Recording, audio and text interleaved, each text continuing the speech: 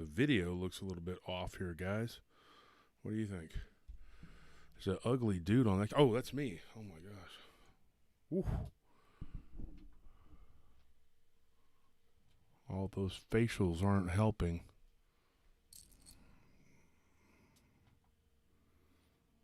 Dang it. Oh, I'm live? Oh, no. Shoot. I'm just kidding, folks. I know I'm live. I can't be ugly. God doesn't like ugly. Who was the boxer that said that, Anthony? Was that Larry Holmes that said that? Is that who said that, Anthony? That God hates ugly, or God doesn't like ugly, or whatever. Folks, I can't speak for God. I'm just saying. You know how I feel. I love the Lord. But just even if you're born ugly and outside, you can be beautiful in the spirit, right? You can try to be. I know some very, very ugly people who are beautiful people on the inside. Sup, Wolf? Derek Isaac. Thank you, Derek. How you doing? Monster Radio. Ryan, how you doing? Ryan, I'll give you a hint. I got you something. I couldn't help it. I saw it on eBay and I said, I got to have this. And they only had one. Okay? They had multiples of others, but one. And I knew it was right up your alley. It's something that you're really going to enjoy. So when I do the mail outs this coming week, Ryan, you got something coming from me in the mail because you're a good friend. You've been a good partner. Somebody says here, do a quick impression of the Dogman Whisperer. I don't know if I feel the mood to do that, and then I will do that. I have to feel the mood to urinate on someone's wall.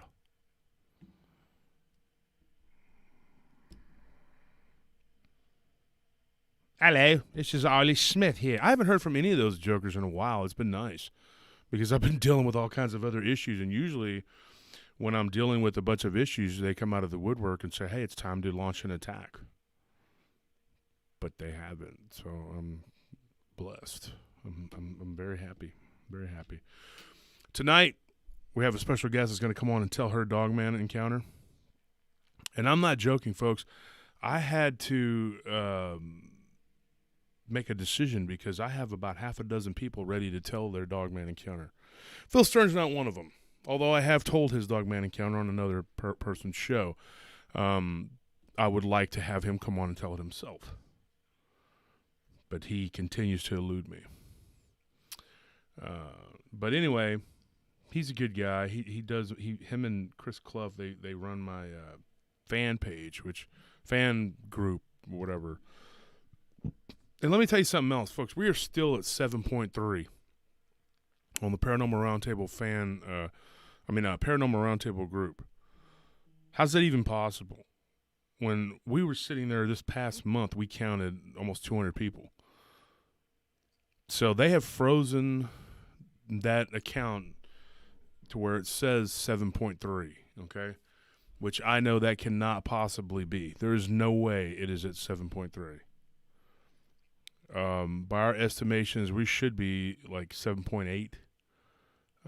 It's really ridiculous, dude. Facebook, I don't know what Facebook, why it's just very weird. Very, very weird. PRTpodcast.com, that is the website, and then PRT, Josh Turner at PRTpodcast.com, that is my email address. Hit me up, folks. Send me your stories, PRTpodcast.com. Josh Turner at PRTpodcast.com. And then we have this YouTube thing we do every Tuesday. It's a live stream. It's a YouTube exclusive live stream that you're not going to get anywhere else. And you get a ton of extra content. And it's free. We have a few commercials, I think, or something, I don't know, on the shows we drop on YouTube, but we keep them to a minimum. We make the minimum on these ads.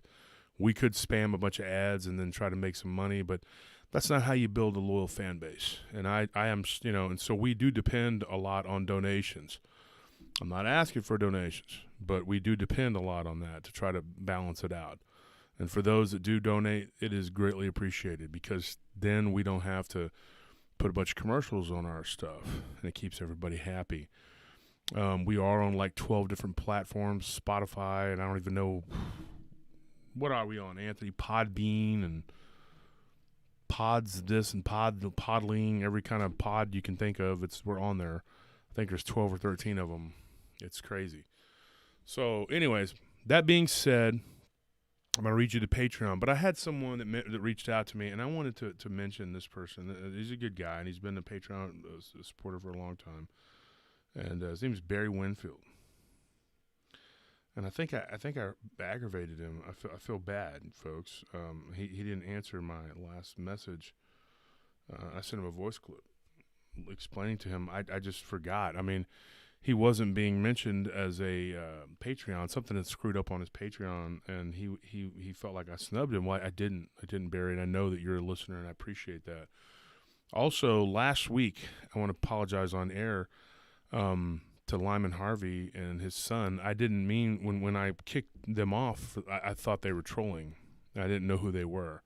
And when they said what they said about that other guy's show, I was like, dude, I can't have that on here, because that guy, anytime he announces it, it's just an attack. And so I just was like, I thought, okay, it's him doing it, because he has a bunch of accounts. So I thought I need to say something. Another person I want to mention is Kaylin Ladd. Been a supporter of the show for a long time, and for some reason he unfriended me on Facebook. And Kaylin, you said something about asking a question or something, and your comment got deleted in the Paranormal Round Table group. I have no idea what that was or what happened. It wasn't me. You asked if there was something wrong with your post. What the heck is that? I assume it didn't get put on there or something. Here's what's going on with the Paranormal Round Table group. I'm going to tell everybody this so everybody knows.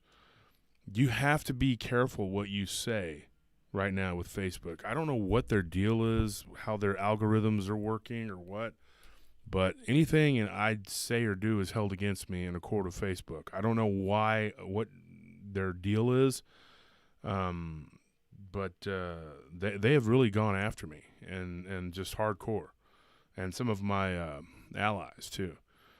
And I don't know what this is all about. I don't feel like I've done anything that they should be jumping me for, but whatever. And so when we deny people's posts on that Paranormal Roundtable group, at least when I do it, because there's several admins, but when I do it, it's because it's something that, even though I think this looks cool or it's okay, I can't put it on there, because somebody will say, oh, that's false news or fake news or whatever, and it's paranormal. So somebody tells something, I may be able to put it on there, I may not, and then sometimes Facebook will just take it down. So I have no idea. So we have to be right now, we have to be real careful, because we have a couple strikes against us in our group because we approved false news or something, which, like the werewolf, picture of the werewolf that was dying, the one from Mexico. I mean, I thought, who cares? Whether it's real or not, people can make up their own minds, but apparently I got strikes for that. So, can I get a water, Anthony? And so I'm parched. I've been through the desert on a horse with a name.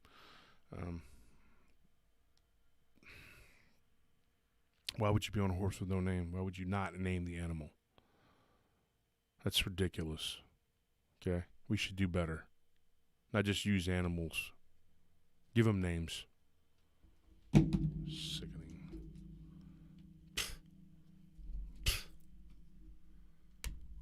Can't even give him a name like Elmer.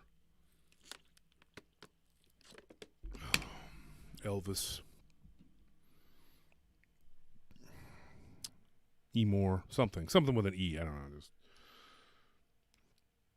So, as a lot of you know, I did a show Friday with on Lon Strickler's show, Phantoms and Monsters, and I got something funny to tell you about this. And then Elijah Henderson was on there, Kenny Irish was on there, and Ron Murphy. Now, I had never had the pleasure of meeting Ron. That was cool. I got to meet Ron Murphy.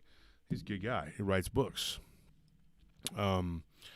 know Elijah and Kenny very well, and I know Lon very well. I've never met any of these people in person, but I've talked to them and corresponded with them many, many times. Many conversations with them on and off the air. So one of the things that came up after that was somebody said, "Thank you, John Smith, for that $20 donation." I need my glasses too. I can't even see hardly. This one woman that always shows up to attack me. I mean, and she shows up and like, if I do a show, she shows up and attacks me. I don't know who it is. It's Joyce Cohen or something like that. But anyway, she always manages to slam me. And every time it says, "You talk too much." Well, here's the thing, folks. I was invited on that show to talk. That's what I was invited on the show for. We weren't invited on the show to sit around and sip tea. So I talk. That's what I do. And just if anybody wants to know, if you're going to invite me onto your show, I'm going to speak. That's what I do. That's what people do. You don't invite a boxer into the ring and tell him, well, just kind of dance around. Do your best to, but don't really throw any punches. We don't really want to fight. We just want you to move around. But yeah, it was just yeah. Somebody said there's probably Vicky's mom. Yeah, probably. I don't know what her deal is, or why she feels the need to every time she sees me to say something negative about me. Pretty sure she's one of the hot pockets. And some people, they're just waiting for their opportunity, their chance to jump down my throat. Evan Klaus says maybe the horse was no name. Maybe it was. One of the things I have a theory about, okay, is that maybe some of these people really like my show, but they really hate me. I compare it to, like, I had a friend. He was with this girl for about 2 years. He's a good friend of ours, one of our brothers from back in the day. And as he put it, she was hotter than the sun, but she just wasn't that bright. To quote Bloodhound Gang. Okay? Yeah, and he absolutely could not stand her, and he would do anything he could to not have to hang out with her very long. But she was so good looking, according to him, that he just couldn't stay away from her. But he loved her, but he hated her. So, and I don't know what it was about her that he, was just other than her beauty. I saw him at the Hula Hut one day, and he was just looked like he was absolutely miserable. And I'm like, why are you with her if you just? Oh, because she's so hot. But he can't stand to hear her talk. It was like something out of Jerry Seinfeld. I said, dude, what are you doing? Some of these people really have that issue with me. I've even had people tell me, and I'm not making this up, folks. I get messages, weird messages all the time. And I've always been kind of a controversial person, whether I was, here in Austin working downtown, people loved me or they hated me, or it was just in the podcast world, whatever, into the security field, people just, they love you, they hate you, whatever. But I've had people tell me, I love your content. I can't stop listening to it, but I hate you. Literally told me that. They hate me. And I'm like, okay. They listen to me, but they just couldn't help but every episode say something really horrible in the comment section, and I kept taking it down. And finally I just told them, blocked them. Couldn't have them. If you want to listen, fine. But it's just, it's what it is. I don't need your ire on me all the time. While I was sick with COVID, I had people, thousands of people telling me, get well, we love you, we hope you get better. Probably about 100 just hoping that I would die and voicing it. Even in groups. And I went to the admin and said, hey, this person's over here saying they want me to die. Can you not? Can you get rid of it? Please. And then I got to the point where it was like, you know what? So what? Let them talk. Even bad press is good press, right?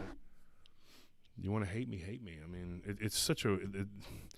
yeah, that mentality is a mystery to me. That's what Nerat said. Exactly. I have no idea what their mindset is or what goes through someone's mind. If I hate someone, I can't sit there and listen to them. I don't care what they're talking about. They could be talking about insurance premiums or the stock market. They could be talking about right-wing or left-wing politics. It doesn't matter. I don't want to hear you talk. There's talking heads on both sides of the aisle that I just can't stand to listen to. I don't give a crap what you're talking about. I just can't do it. But I guess these people just have this, they just burning desire to be hateful. And I don't get it, and I'm not going to pretend to get it. Yeah, Nike Pooh here says that just means you're doing it right. Yeah, well, no. And then Rebecca says maybe because they're miserable people.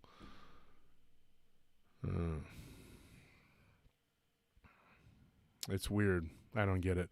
What really matters though are the paratroopers. You guys. That's what matters, folks. I want to send a shout out to a couple people real quick. Asian Express, super duper guy, Simon, who feeds me and my guards at night, right there off of the drag on Guadalupe. There last night, always does it well. He sells the best tempura sushi around, and he's open late. And he's right there where all the college kids are, right in the shadow of a sorority house that I worked at that was haunted. And I'm going to talk about that tonight a little bit. I'm going to get into a little bit of ghost stuff.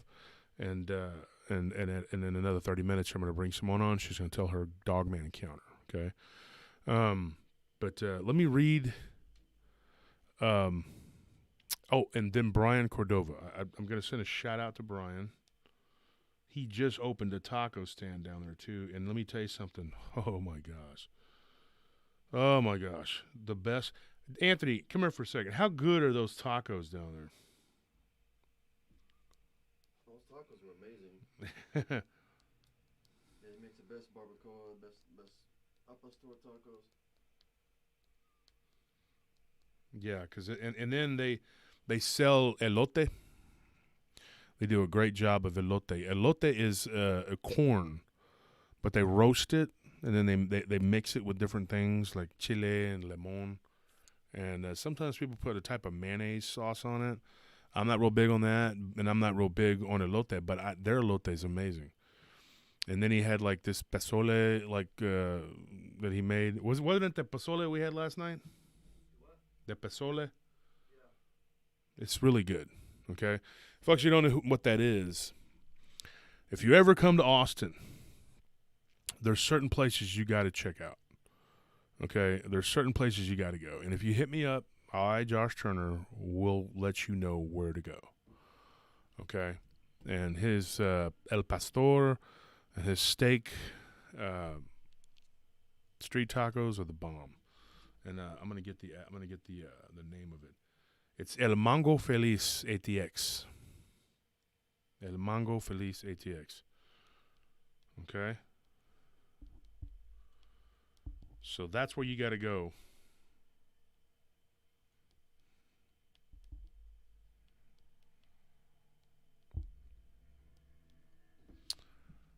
I don't know if I have it or not. Do I have to go to the Tahoe? Yeah. Look at me sounding all rich. Yeah, we got a Tahoe. So Anthony got him a new truck. He's all happy about it. It's a Tinker Toy. He built it himself, and it was how much did it cost, Anthony? $8. I wish it was like 30 something for a little Tinker Toy truck he got. So anyway, it's a nice truck. I like it actually. We drove it. It was pretty cool. It's a little Chevy Colorado. It's pretty darn cool. I didn't think I'd enjoy driving it, but I did.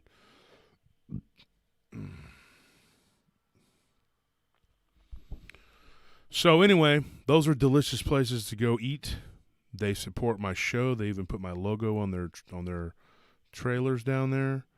And I've built quite an audience in Austin. I walk into a Smoothie King and they're playing my show. I walk into another famous, not famous, but a popular place. Oh God, escapes my mind now. What the heck is it called? Anyway, I walked in there. I've walked in a few places, and they actually play my show. That's pretty cool. You're sitting there, you're like, that's my voice. It's kind of a trip. Yeah, and then sometimes I'll be watching TV and I'll be like, hey, I've talked to that person. That's pretty neat, you know? You're kind of like, wow. But, you know, after a while, you're kind of like, you know, you realize that everybody's just people. And then the world is made up of good people, bad people, and everything in between. One of the things I wanted to do real quick before we get started here, I wanted to send a shout out to another friend of mine.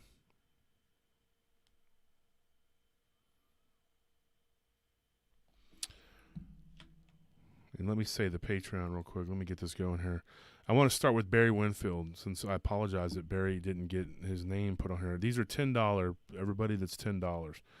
David Allman, Christy, Shonda Hardinger, Brady Matsunaga, Cyril, David Vigil, Fat Squatch, Sonia Girding, Gwen Sorensen, Dorothy Metcalf, Mimi Piccolelli, Polly G, Melissa Koyman, Pauline Rome, Joanne L. Hartnett, Mary Plyler, Stephen Hall, Miguel Guetta, Ryan, Tim Lewis, Super Hornet 1, Debbie Wolf, Extreme Reality Check, who I am going to be doing a show with coming up pretty soon. James Estrada, Tim Bernard, Ricardo Herrera, Titan, Dead Man Walking, Russell Nash, Guy, Melissa Panay, Derek Tribble, Dick Richards, Joyce Burnett, Barbara Blendy, Terry Fusler, Chris Clough, Curtis Turner, Philip Morn, Alexander Murphy, Matthew Durgo, and a whole bunch of other people.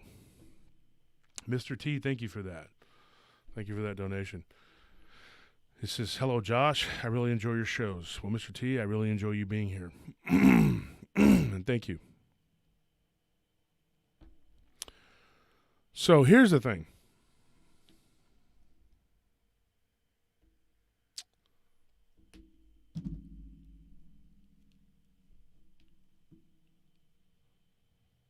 Some people, okay, want you to fail, and some people want you to succeed, and it's everything in between. And somebody actually sent me a message saying, hey, one of your buddies has started his own podcast. Aren't you worried about that? Or how did she word it? Isn't it concerning to you? I don't know what to make of this. Person doesn't reach out to me very often. We've had one little blurb of a conversation, and I'm like, who is this person? And they said, well, it's Lyle Blackburn. And so immediately I flew into action. I was like, oh, okay. Oh, yeah. You want to mess with me, Lyle? So on now, buddy. So I called him up, and I was like, what are you doing, Lyle? You trying to mess with me, fool? Huh? Well, I was like, no, I'm not trying to mess with you. Just thought I'd start a podcast. I'm like, oh, okay, well, you're messing with me. And I hung up. That was the end of that. He said, not going to do it. He got all scared and ran off.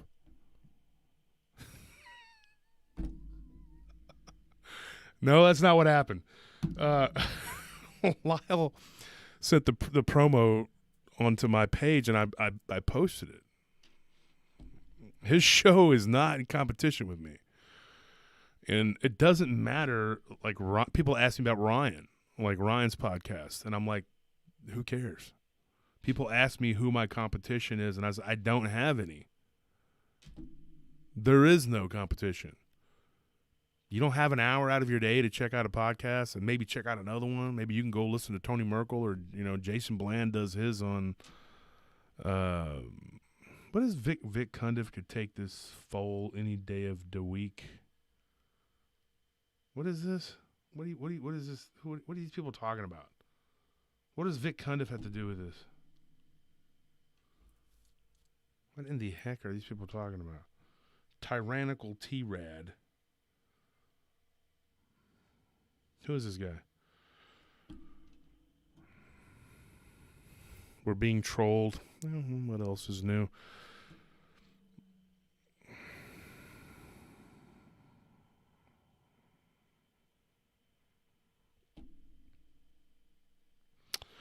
Anyways, yes, exactly. 39 Seanman said, plenty of meat on the bone for everyone. You know, can somebody do some, kick this person out, dude? Who is this that's causing problems here?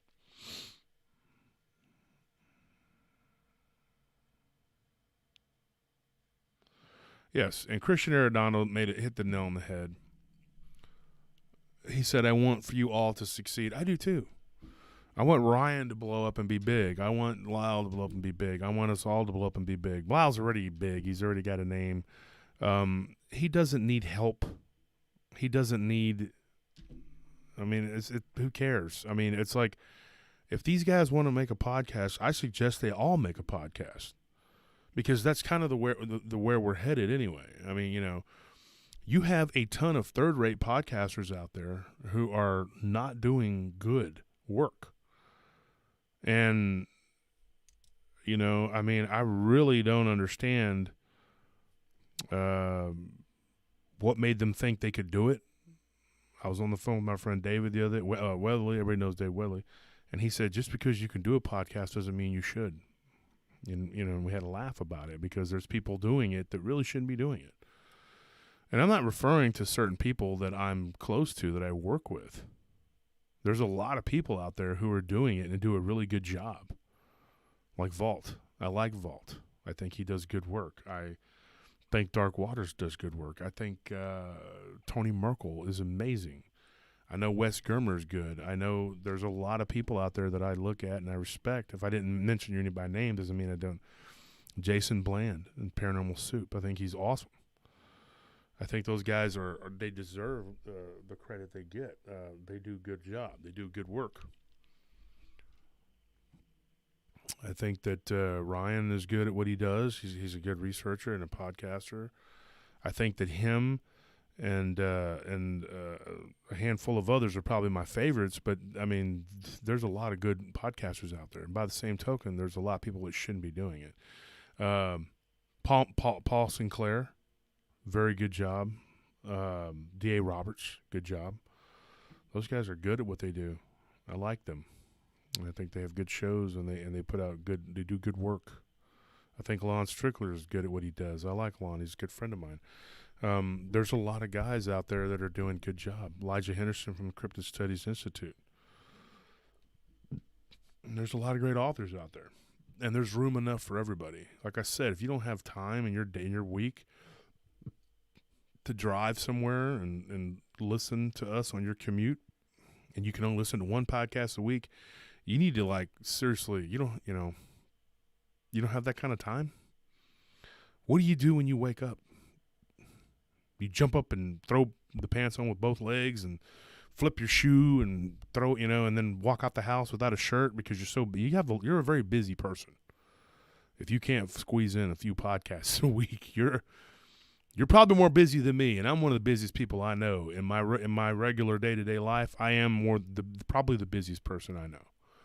I can't think of any of my clients or any of my friends who even come close to my busy schedule. I still manage to get in there and train. I did last night. I still, work out regularly, and I'm all over the place. I sleep 4 to 6 hours a night. If I'm lucky, I'll get 6 hours, and I get up and I jump around and I do all kinds of stuff.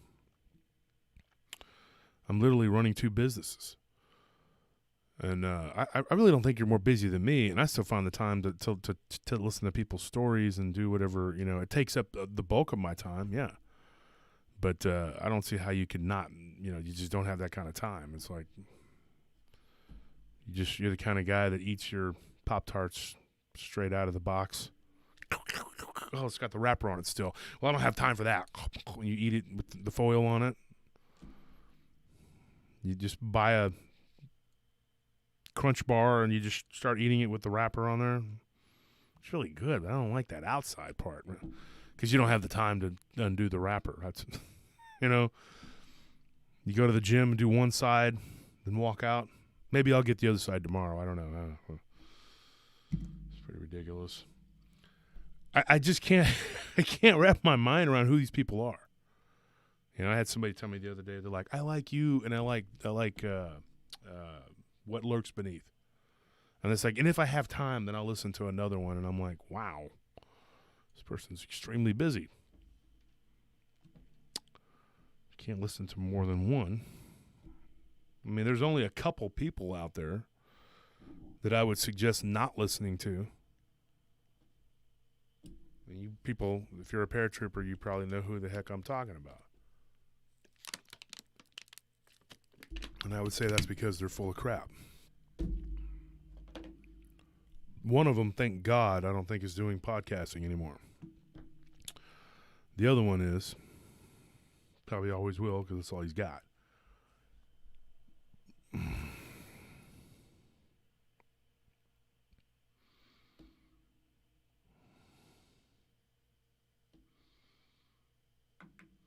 So let me get you started here with something. We got enough people in the chat room right now. I'm gonna tell you a ghost story. Let's get started before we have the person come on and we talk about this. Right there where those food trucks are on Guadalupe, where the Asian Express is and the because this place is very new. I want to make sure I get the name right. Okay. El Mango Feliz. It is a tacos, man. Let me tell you, my mother was Mexican. She passed in May, sadly, but she could make tacos that make your stomach just. It's like it was just unreal. Your stomach was happy for 2 days, and this guy's got some really good tacos. I'm telling you right now. We went there last night, and we weren't drunk. We went to Pinballs and played. Now I know the owner of Pinballs, and that is another destination. If you don't know what Pinballs is, you could only know if you came and checked it out. It's like Dave and Buster's and Main Event had a baby, and it took steroids. I'm telling you, it's like something you've never. It's the pinball machines and arcades and all kinds of games that you can win prizes and stuff. And they have a go-kart track, and they have all kind. It's just an amazing place. It's so much fun. And we were there last night, and the owner owns a collectibles store, a huge collectibles store up in Cedar Park, and I like to go there too. It's a lot of cool stuff. Just browsing around, and there's amazing. I mean, he's got like autographed albums of like Elvis and just the Beatles, and then he's got baseball cards from Mickey Mantle to Willie Mays. I mean, it's a comic books galore. I mean, ancient artifacts, like he has like armor, samurai armor from like the 1600s, crazy stuff he's got in there. It's crazy. It's a really cool place. And so anyway, those are some really cool places. My friend Arash, go eat a turkey leg up at his place. Go to TFN, my friend. She's an Olympic athlete, an Olympic medalist. She owns Total Fitness Nutrition for any and all of your holistic medicine needs.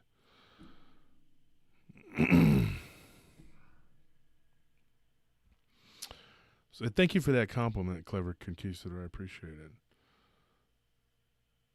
So what I'm going to tell you right now, though, right there behind where those food trucks are, right there behind the busy hustle and bustle of that spot, there is a sorority house, and I worked there, and I was telling some girls and guys that were there. These were girls that lived in the sorority house down the street, and they said, "Do you know?" Because Brian was there, and we were talking about my show, and the one girl says, "Do you know about how haunted all of these sorority houses are?" And I said, "Yeah, I'm aware that there are some haunted ones." But she said, "That one behind us is haunted." I said, "Yes, ma'am, I'm aware of that." And this one guy said, "Man, I had a weird experience. I walked by there one time, and I saw this like shadow that I thought was a person walking, and then it just faded into the wall. Right across the street from there's a Whataburger that used to be a Taco Bell." And yeah, Scorpion, he's here in the audience. He says, "I worked there too." Yeah, you did, Scorp. And so, it wasn't like I ran in terror. I was, terrified to be there, but I did request to transfer. I just didn't feel like dealing with it. It was an easy gig. They fed you. But I worked there years ago. I believe it was like in 2000. I did a security gig there. I was working about 3 days a week there and about 4 at the club. I was working 7 days a week. And the 3 days I worked there. And it was during the UT weekend. Okay, and if you don't know what that is, it's the Red River Shootout. It's UT, the Longhorns, Texas Longhorns, against Oklahoma Sooners. And it's played up in Dallas, which it's played midway. I don't understand why they don't just go back and forth, but for some reason they agreed to stupidly play in Dallas every year. So anyways, the Red River Shootout takes place at the Cotton Bowl every year in Dallas. Well, over that weekend, all the young ladies had left. Everybody, they were all gone. The whole sorority was gone. They went to the game, which a lot of the fraternities and sororities do. And I've worked fraternities too, same thing. They're all gone during the big games. They'll leave to go to Lubbock or to Fort Worth or wherever they're playing, you know. And this one was in Dallas, so they were all gone. And so I'm there by myself, and it's only me and the house mother. Okay, that's a woman that takes care of the whatever. And so she says, well, I'm going to call it a night, you know, and so we sat there and we talked for a little bit. She's a very nice lady, liked me, felt very comfortable with me, and she's like, I'm, you know, if you need anything, just knock on the door, you know. She's like, I'm a light sleeper. I said, okay.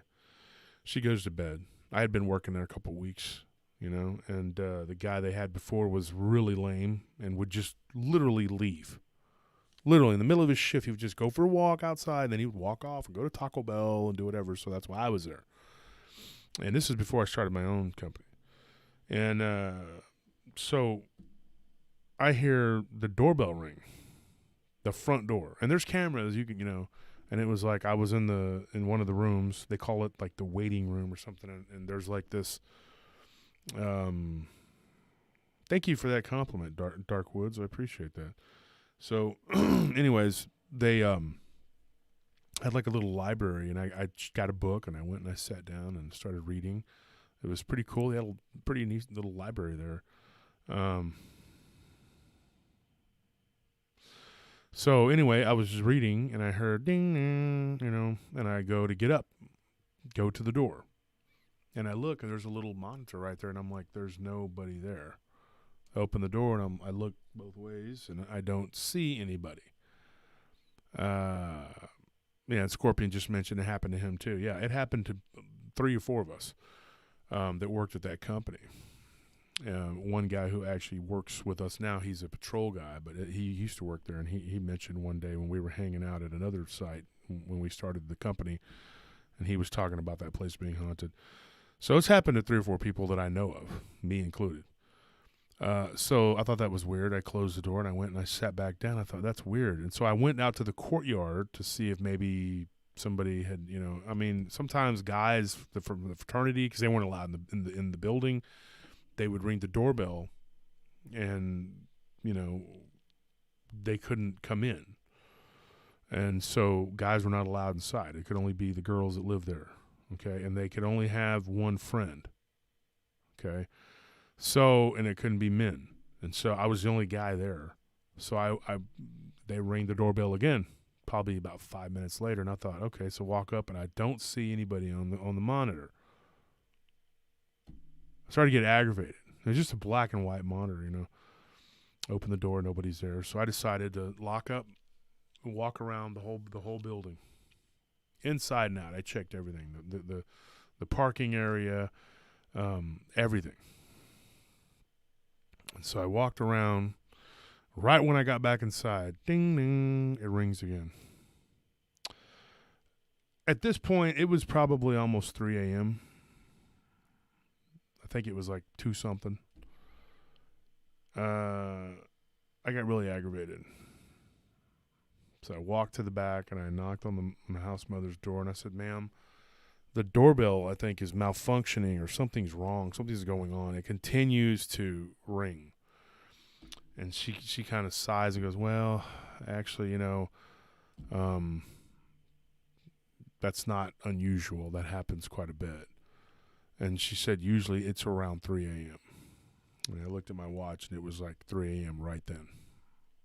I said, so a few minutes, you know, it had started about 2:30 probably, and then just every 10 minutes or whatever, or 3:40, I believe, or 2:40. And I was like, what the heck? So I knew at that point that there was something wrong with that place. But it got worse, because when everybody had come back from the game or whatever, in the next week when I was back, I had I think that was a Friday night when everybody had left. They'd already left for the OU weekend or whatever. Everybody had come back, and I was there Friday, Saturday, and Sunday, and then my schedule changed to Monday, Tuesday, Wednesday, so I ended up working like straight through. And I think it was like on a Monday, and one of the girls, actually, they would come to me, and sometimes they would be doing schoolwork that was kind of hard or whatever, and if they were by the table or something, they'd say, hey, because I helped one girl with her homework out in the courtyard, and we talked, and I gave her some answers. And so they asked me for some help. And so I, being the studious person that I am, I help them. I'm just bragging. Seriously, though, so I was helping one of them, and I look over, and this chair is kind of moving, like it's kind of, and I look, and we're like, what the heck is that? And then it stopped. It was real brief. And then she started to tell me about how there was this shadow figure that would walk upstairs in the hallways. I never saw that. But she said that there was something that was in the kitchen area, and that none of the girls wanted to go in the kitchen by themselves. And so sometimes whenever they wanted to go to get a snack or something, they would say, hey, can you go with me to the kitchen? The first couple times I thought, well, this is kind of odd. Then I just got used to it, but I never bothered to ask why. And so, yeah, I ended up going into the kitchen and just standing there while they would get their food out of the fridge, and there'd be one or two of them talking and laughing, whatever. And one time when I was in the kitchen, I thought I heard a sigh, like something that was like something next to me, and I turned the light on. There was nothing there. And one of the girls turns around. She's like, did you hear that? And I was like, yeah. And so they just like grabbed their food and ran out, And so it was kind of an ongoing thing. And then something happened to me in the kitchen when I was by myself. This is what happened. I went into the kitchen to get my food because they always left me a plate there in the kitchen. Whatever they ate, their cooks made for them, they would always leave a plate for me. So I'd come in about I think it was like 7 o'clock or something until like I think it was like 7 at night or 8 at night until 5 in the morning. So I would come in, or I'm sorry, it was 8 at night until 6 in the morning, and then sometimes it was 7 to 5. The hours changed. So I went in, and I went to get my plate, and I was looking at it, and it was like some kind of noodle-looking casserole stuff, and it looked really good. I was like, oh, this looks good, And so I was getting ready to turn around, and I felt something cold, like it was just right in front of me. And I just kind of turned back around and was like, oh, my gosh. And I just prayed. And the feeling left, and I turned and I ran out of there. And I'm not talking, I moved quickly out of there. And the next day, it happened again. I went in probably about 1 in the morning. I got hungry. I went in there to grab my food. That's usually when I took my lunch, kind of the halfway point or whatever. And I got my food, and I heard the door behind me open. I turned around and I looked. I didn't see anybody. And then I heard, like behind me, like somebody running up on me, running behind me. And I turned around and I shot my flashlight because I didn't turn the light on, because there was always a little bit of a background light or whatever. And I didn't see anything. But the noise, it was like something ran right up to me, and you could hear the footsteps clearly. I mean, it came right up on me. And I just was like, and then I walked through a cold spot and got out of there. So I toughed it out for about a week after that, and then I just was like, you know what? I saw something like a shadow moving around the courtyard one day, and I said, I'm done.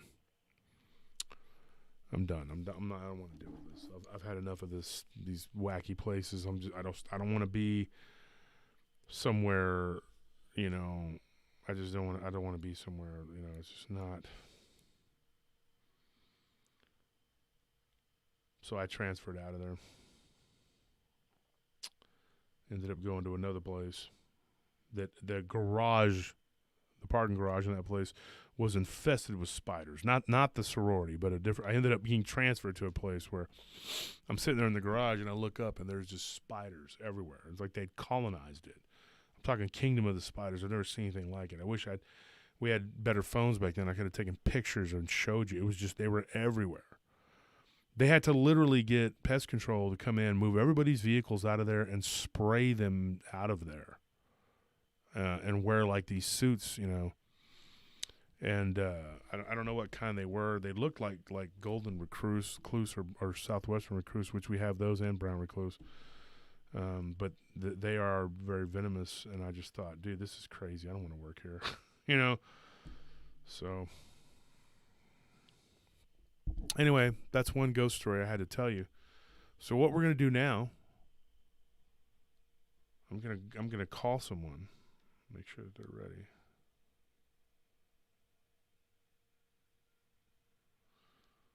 And Ryan just gave me a message. Yeah, I believe the trolls tonight.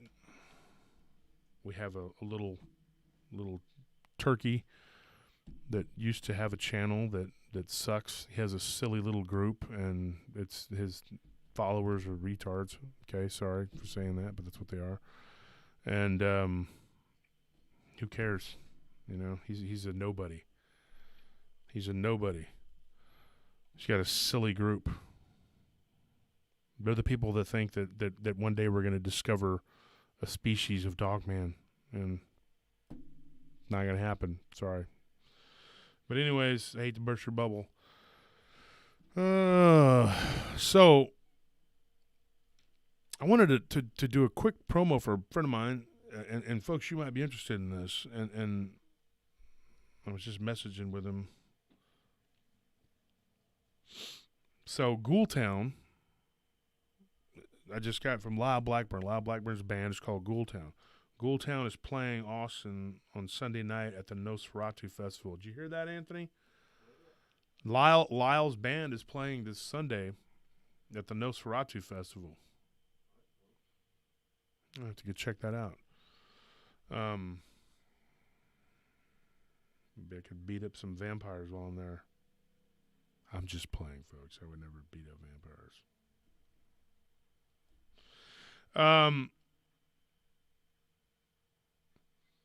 So me and La were talking earlier, and we kind of laughed about the comments that were made by this person who I honestly don't think is a friend. I think they were trying to stir something up. It's my opinion. If you weren't, I apologize, but it did seem like you kind of were. But anyway, Lyle is coming out with a new show, a podcast that will come out in late spring. Now, honestly, folks, I was one of the people who kept telling him he needed to do a podcast. He needed to do a podcast because, everything's kind of moving toward the digital. And so he wanted to be able to do his books and read the content from his books in an audio way, like with his own voice and his own words. And so he says here, the general format can be described as my books come to life and beyond. It will just be monthly. And some of them will be paired with brand new short ebook releases that goes with the topic. I think that's an amazing thing. I think that's going to be really awesome. It's going to be something we haven't really seen a lot of. And he said that that's what his podcast is going to be. And we didn't talk. I just made a joke. I was like, dude, apparently we're in competition now. I mean, me and Lyle have been as thick as thieves for a while. We're really good friends. Me, him, Ken Gerhard, Martin Lindley, built somewhat of an alliance. And, so people think they're going to get in there and cause problems or say things, whatever. There's no problem here. I have no problem with those guys. I think that the problem comes when people want to see problems. I don't see a problem with him. I'm doing a podcast. I encouraged him. And he had been being told for a while by different people that he should do that. And so he's going for it. I think Lyle is a pretty successful person, and he's successful at whatever he does, and I'm sure his podcast will be no different. So I encourage you when it comes out to go check it out and listen. I know I will. And so anyway, yeah, I'm giving him a promo and a shout-out for that. And the ad came on my Paranormal Round Table group. Came across our desk, whatever, and I said, yeah, put it on there. Why wouldn't we? He supports us. He wears our shirt, goes to the gym, and, he's got pictures of himself wearing our gear. and he promotes us and we promote him. So, the other thing I wanted to talk about really quickly is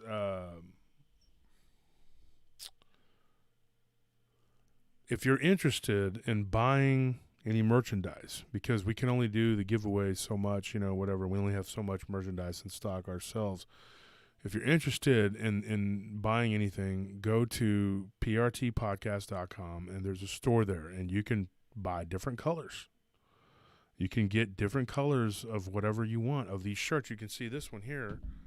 This one is the black and white. One of my favorites. I'm a real black and white kind of guy. Now these are special. I made these like myself. This is one of my hats that I made. But it's a nice hat. It's really pretty. And if you guys would like to see more of something like this, let me know and I can get some printed up. And I do the giveaways for the hats. Like I said, if you're interested in a hat, you can do a donation and I can send it to you, or maybe you can win one. Yeah. And I like what Nerut said. It's not competition, it's a boost. Troy H. bought Ken's latest book. Is that the Essential Guide to Bigfoot? Pretty good book.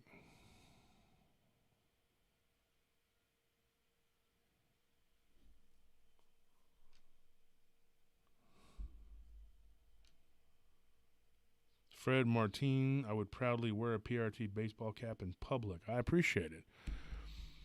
Someone tonight is going to win a contest. If you're here by the end of the show, at the end we'll have 2 people that'll be picked to be winners, and maybe you can get a chance to get a hat or something cool. So, anyways,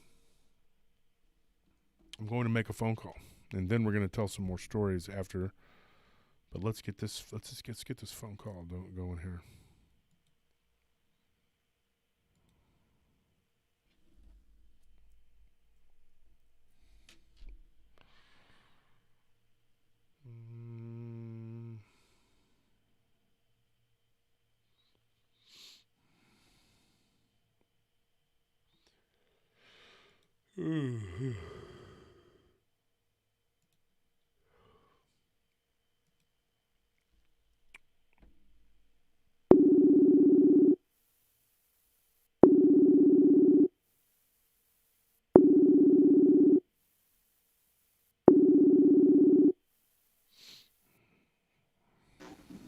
Hello.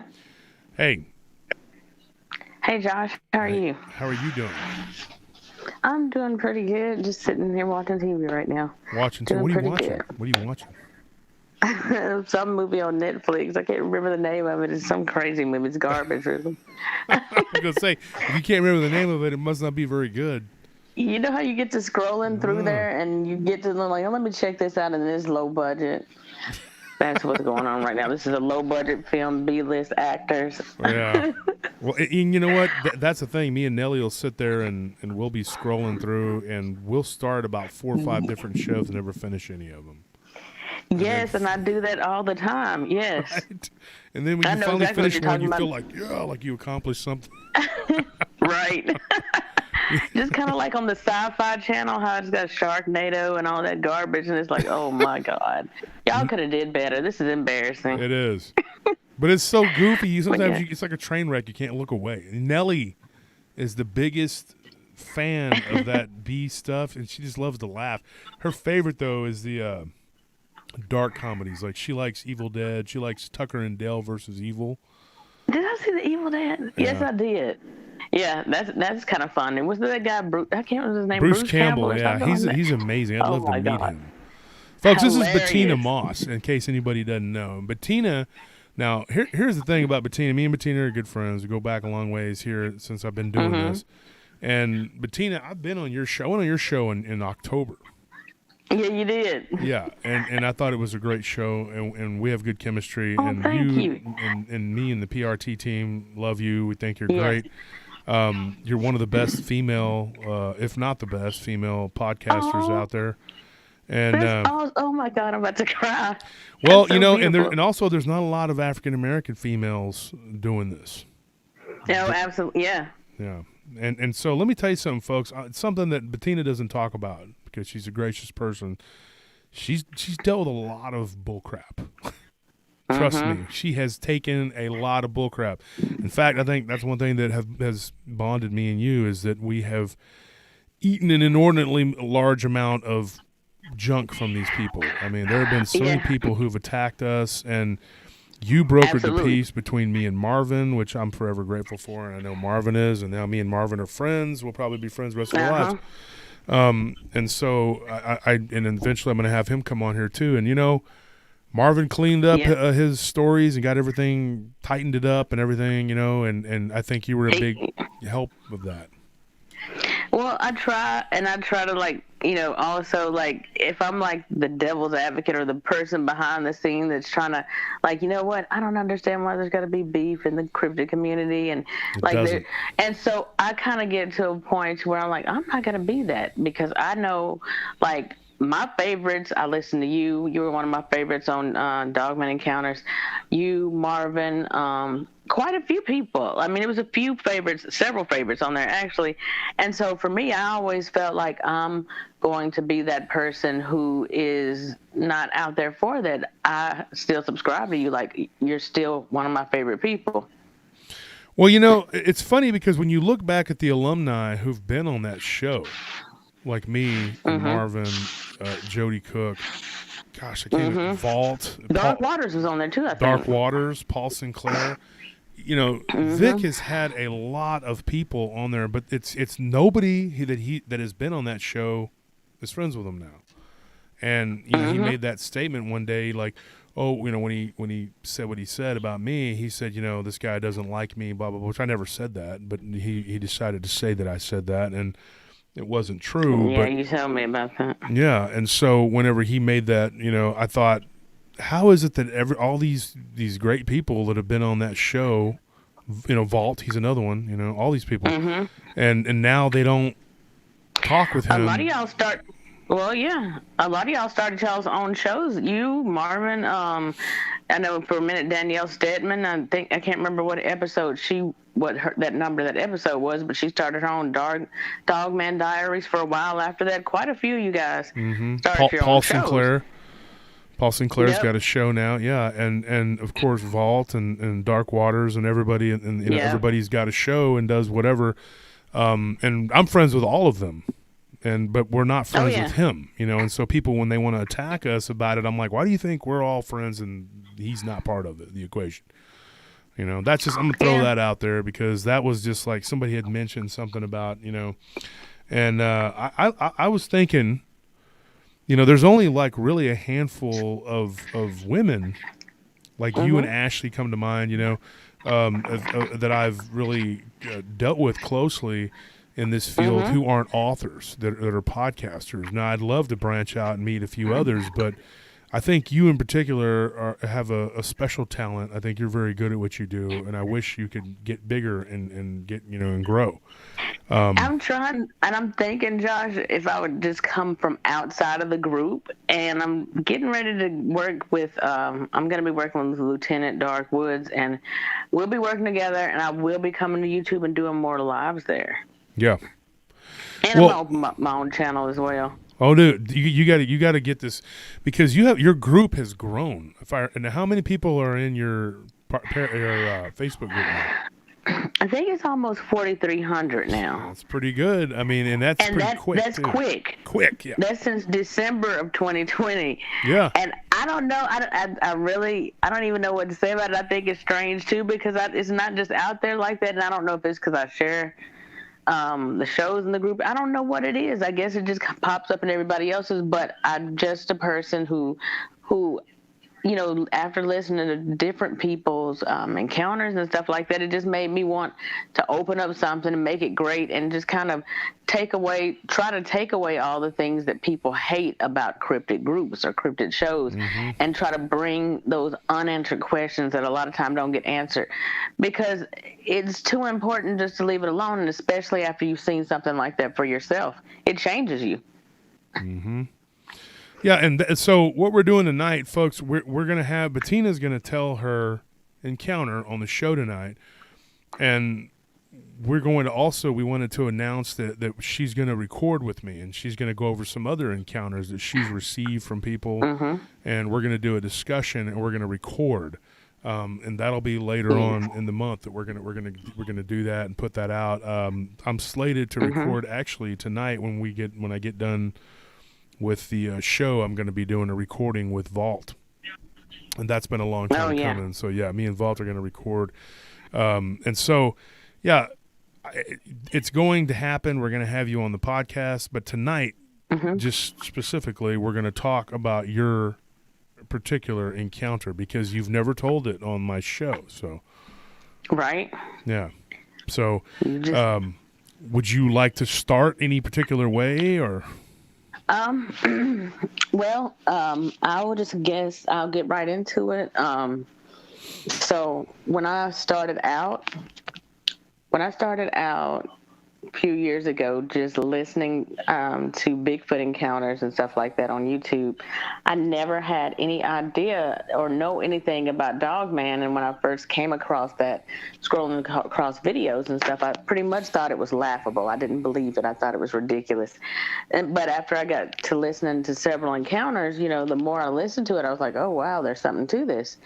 But I don't know what year those videos started coming out when I was listening to Big's channel, but I do know that the more I listened, the more I started to become a believer. But I never thought that, okay, one day you're going to have a Dogman encounter. It's just one of those things that you just don't plan on seeing or that you don't think that you're going to see. So it was hunting season, I think 2013, and at that time I was married, and every weekend during hunting season my husband would be gone out of town or going on a hunting trip, something like that, and he'd be gone for sometimes 3 or 4 days. And so instead of staying at the house, I would just go take that opportunity to spend time with my parents on the weekends. So it was just a routine that I would do every weekend. And I know it was in the month of November. I didn't record the date or anything, but I knew it was in the month of November because I remember thinking Thanksgiving's getting ready to come up. So I can't wait till Mama gets ready to cook. So it's probably the week before Thanksgiving. So it's 8 o'clock at night. My parents lived 45 minutes away from where I lived at. But it's about 8:30. I pull up in their neighborhood, and on the end of the neighborhood that they live on, it's like a cul-de-sac.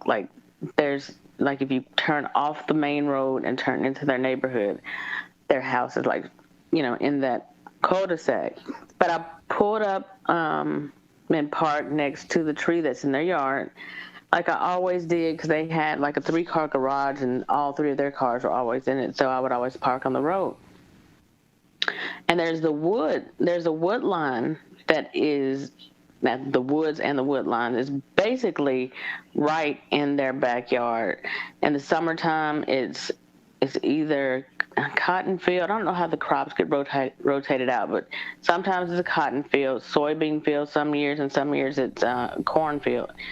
But anyway, the woods, or the trail that leads into the woods, is basically directly right behind their backyard. I pulled up. It's dark.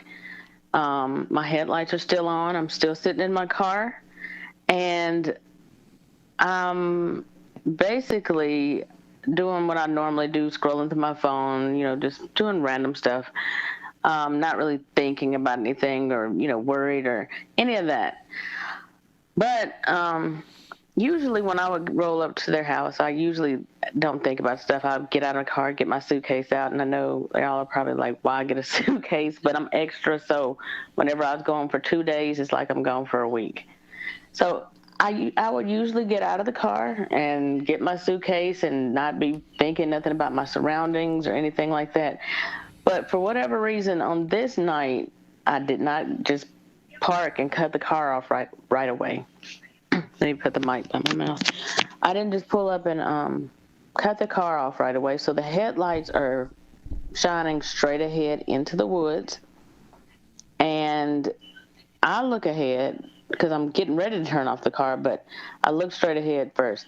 So I'm looking ahead, and I seen something tall and black And I thought my mom was playing tricks on me, and I was like, I know that's not what I think it is. Well, so at that point, I basically turned on the high beams. When I turned the high beams on it, I looked, and when I put the high beams on it, it was a jet black Dogman standing up on 2 feet. And I'll explain something to them later after I get through telling about this, because they'll be able to see that path. Any of them that go to your group, I'll share some of the pictures over there. But the path that Dogman was standing on the night that I saw it. But there was a jet black Dogman, like in my headlights. It's standing on 2 feet. It was, I'm gonna say, anywhere from 8.5 to 9 feet tall. I'm not a good gauge, but I just feel like it was 8.5 or 9 feet tall. I have a cousin that's like 6 feet tall, so I'm like, oh wow, this thing is huge. It was very muscular, had a broad chest. I remember more of a tapered waist, and I remember the hocks. I didn't pay attention to look down at its feet. Hold on, let me turn that notification off. I didn't look down to look at its feet or anything like that, so I don't know if, I can't tell you any details about that, and I don't remember if it had a tail. But the one thing that does stand out for me right now is that it had these, I would say not royal blues, like a really, really beautiful turquoise blue, luminescent and glowing from within. So I'm sitting there in the car, I'm looking straight ahead. And at this point, like, a tear rolls down my eyes. It's kind of like, oh my God, like, I cannot believe what I'm looking at right now. This is unreal. Yeah. This is unreal. I couldn't believe it, Josh.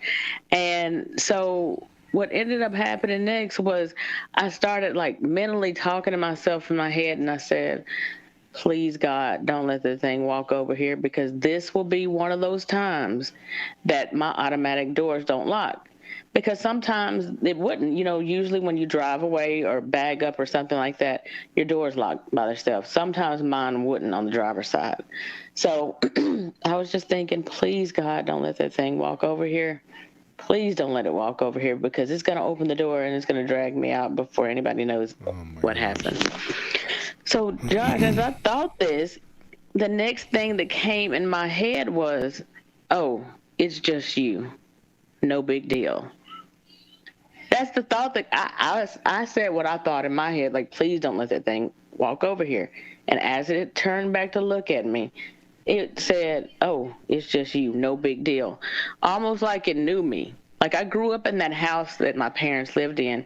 They moved there in the 80s. I think it might have been like 83. I was born in 79. So I lived there over 20 years. Like, I didn't know about Dogman back then, but I'm just thinking maybe if this thing was one that lived on that property for years and I just never thought or looked back there, paid attention to that kind of stuff, then it would make sense to me why it just said, oh, it's just you, no big deal.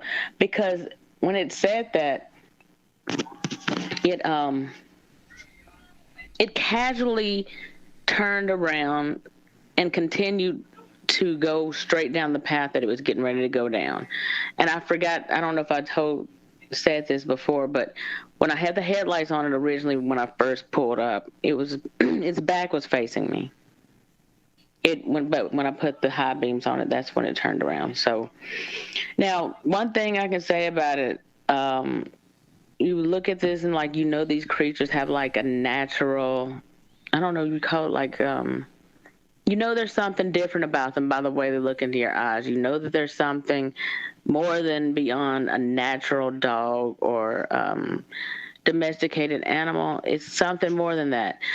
If I had put my high beams on a coyote or a dog or any other animal, it's probably going to look directly at the car. It's not going to do like what a human would do and look straight through your windshield and directly make eye contact with you and hold it for 8 to 10 seconds. So in that 8 to 10 seconds, Josh, I'm just sitting there like, not knowing, is it going to come over here? Like, this could go one or two ways. So I just, so after that day, I mean, I've seen them times after that before, but that was the one and only time that I actually saw one full body out in the open. Um, no trees, no bushes, nothing covering it.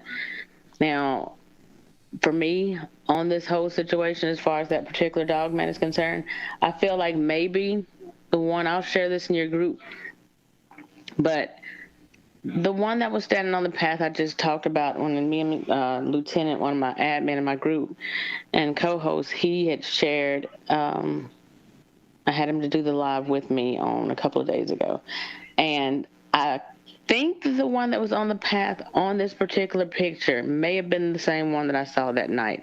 You can't see its full body on the picture, or you can see its head and its snout and its maybe like upper shoulder area, but you can see that the one I'm going to share with you guys is like 8.5, maybe 9 feet tall.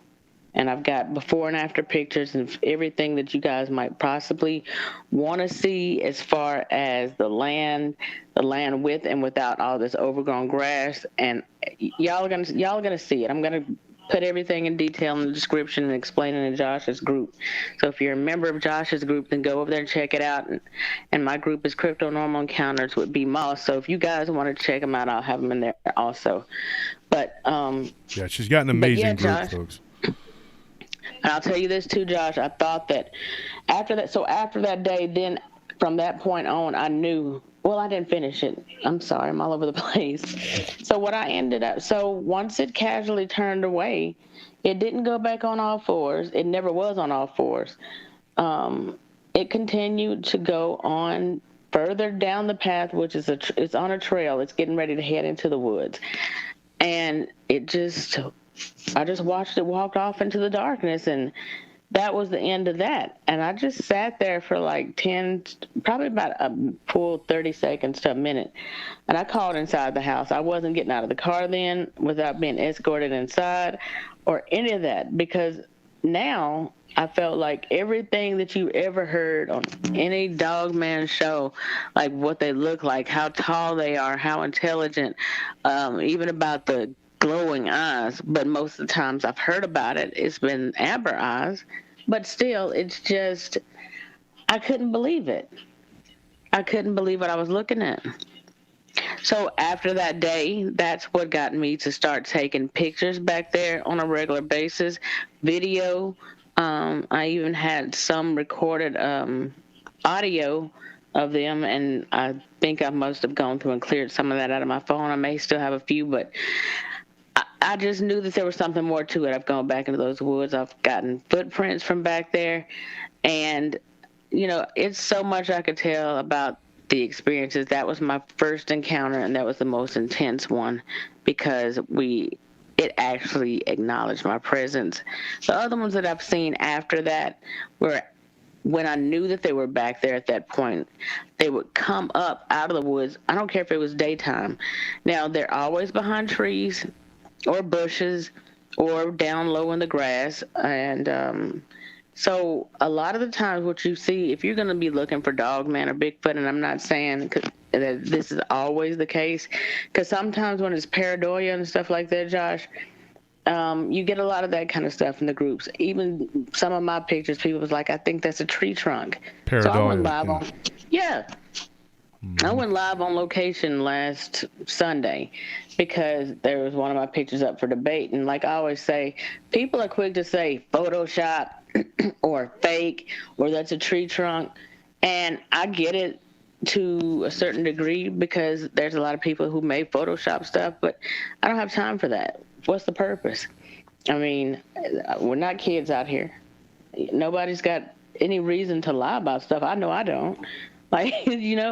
So I want to prove it and show, because a lot of times people say in groups and, well, why don't people share better pictures, or why don't people share? Well, people do share good stuff sometimes, but when people share good pictures or quality pictures, or they show you something, then a lot of times you get a lot of negativity from people, like just making rude comments and stuff. So if it's too good, it's Photoshopped or it's CGI and everything else. People are more quick to try to debunk somebody's experience, pictures, or encounters, that it's to a point that it almost would make anybody who was a skeptic, even more skeptical to even, take this whole field seriously.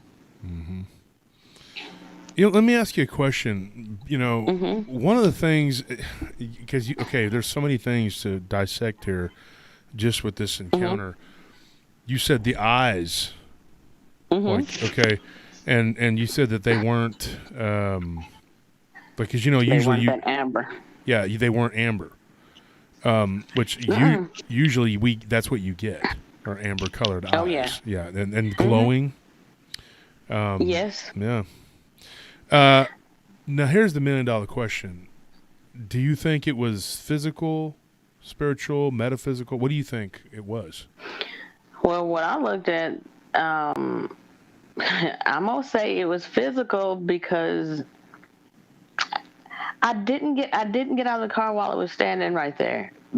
And just to give you, and I don't want to divert off, but how close it was about, if I got out of the car, I would have been face to face with it anywhere between 60 to 80 steps.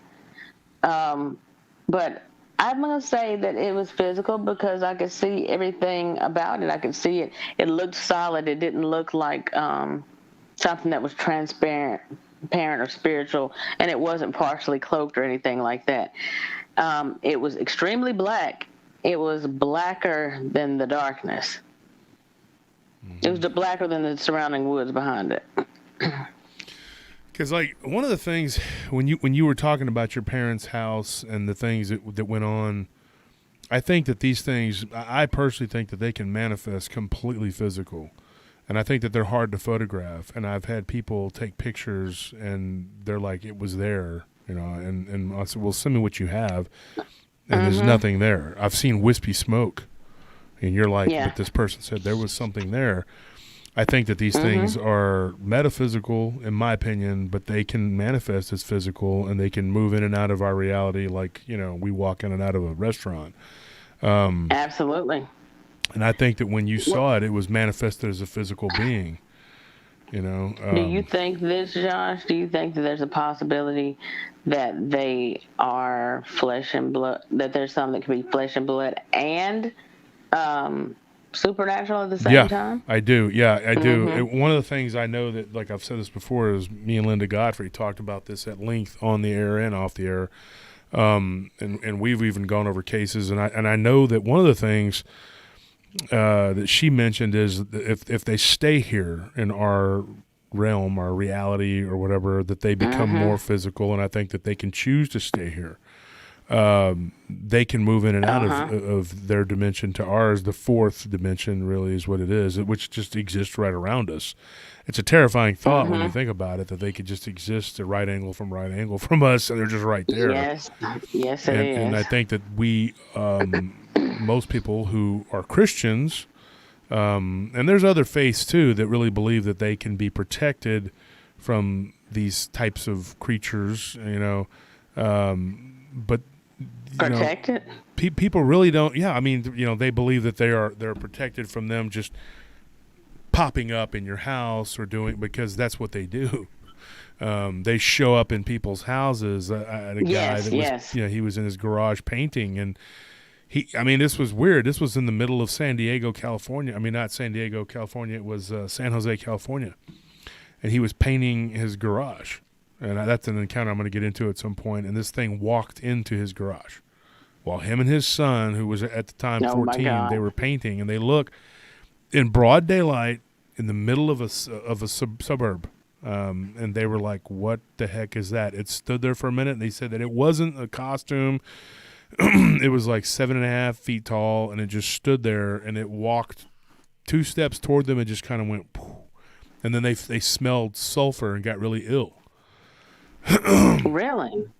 Yeah, I'm trying to get him to come on and talk about it, but he works for a computer company and is kind of apprehensive. But it's a crazy story. There's more to it than that. I mean, that was the beginning of some stuff that went on. But this happened in San Jose, California, in 2011, I believe. And you said that you said they smelled sulfur in the house when this happened? Sulfur right there in the garage, and they were painting They were just they were painting it, whatever, because the oldest son was going to turn it into a bedroom because he didn't want to live in the house anymore. He wanted to be independent. Okay. He was 17, so but yet he couldn't paint his own garage. He couldn't paint his own bedroom. And I told him, I said, that sounds very typical of a teenager. They're like, I want this, but I don't want to work for it. But that's a whole nother. Oh no! I see what one of your subscribers, Tracy Gale, said that's demonic. That's exactly why I was asking Josh to confirm, like the sulfur, because a lot of times in some of these encounters that you have the smell of rotting meat, which is, I'm not saying, so anybody that's out there that's listening, if you don't agree, like, let's just agree to disagree. And these for me are just theories because nobody has any proof on anything. I'm just throwing stuff out there. But like, you got similarities, like in some of these alien abduction cases, people talk about the smell of sulfur, or something that smelled like rot. Demonic possession cases or infestations, you got the same sulfuric scent. And also, like Josh was just saying, Dogman. Now, people associate with that with rotten meat and blood and all this other stuff that, is just unclean. So when you look at that, I look at it like that's a possibility. Now, I've also heard people say, Josh, that there's demons that can also just manifest as a dogman or whatever you're afraid of. Mm-hmm. What do you think about that? Well, I could tell you this. I had a conversation with a guy. Now he's a homeless guy, but he chooses to be homeless. And here in Austin, there's quite a few of them. And I was actually doing security one night, and I had a talk with one of them because he kept showing up on my property. But he was a very nice guy. He was so funny. He was almost like George Carlin. So he kept making me laugh. So I was like, I didn't kick him off. I just sat there and had a talk with him. And I said, well, I can't let you cut through here or whatever, but you keep coming through here every night. He told me something really weird. He said, I don't want to walk through those woods to get to my destination. That's why I cut through your parking lot. And eventually I just let him do it because all he did, he never messed with anything. He just walked through, and he would walk his bike or ride his bike or whatever. And I asked him one night, I said, why do you, and you can get stories from anybody. Let me tell you something. I got a massage the other day from my massage therapist, and he told me a creepy story, which I was going to tell later tonight. But my wife got a facial at the same place, spa. And that lady told her a creepy story. I mean, you get stories everywhere from people. It's crazy. Well, this guy, he was a homeless guy, and we got to chatting one night, and he was always looked like he was cold, so I gave him a jacket. And we started talking, and I said, look, I got another jacket if you want it, And he's like, you know what? You're nice to me because you're the only security who's ever been nice to me, whether it's a police officer, security officer, or anything. And I asked him, I said, why do you not want to go through those woods? And he said, dude, there's something in those woods. It's evil. And it's like it's demonic. Oh, wow.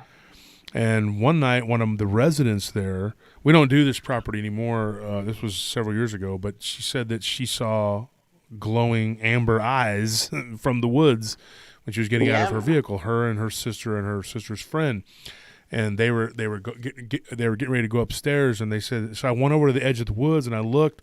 I didn't see anything, but I felt it. I could feel it. You know what I mean? I have this, I can always feel it. What did you feel? Like something that made my skin crawl, and I couldn't put my finger on it.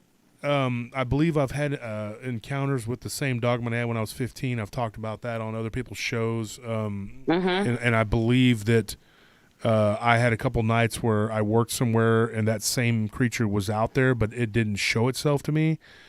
But I didn't get that kind of a feeling. I got a weird, disturbed feeling like there was something out there. In those woods, and this individual told me, he says, dude, I'll be walking through those woods and I'll smell what smells like blood or urine or even like feces. He goes, and it's, and he goes, not to be crass, but I'll tell you what he said, that there's a homeless camp not too far on the other side over there, and it's not them.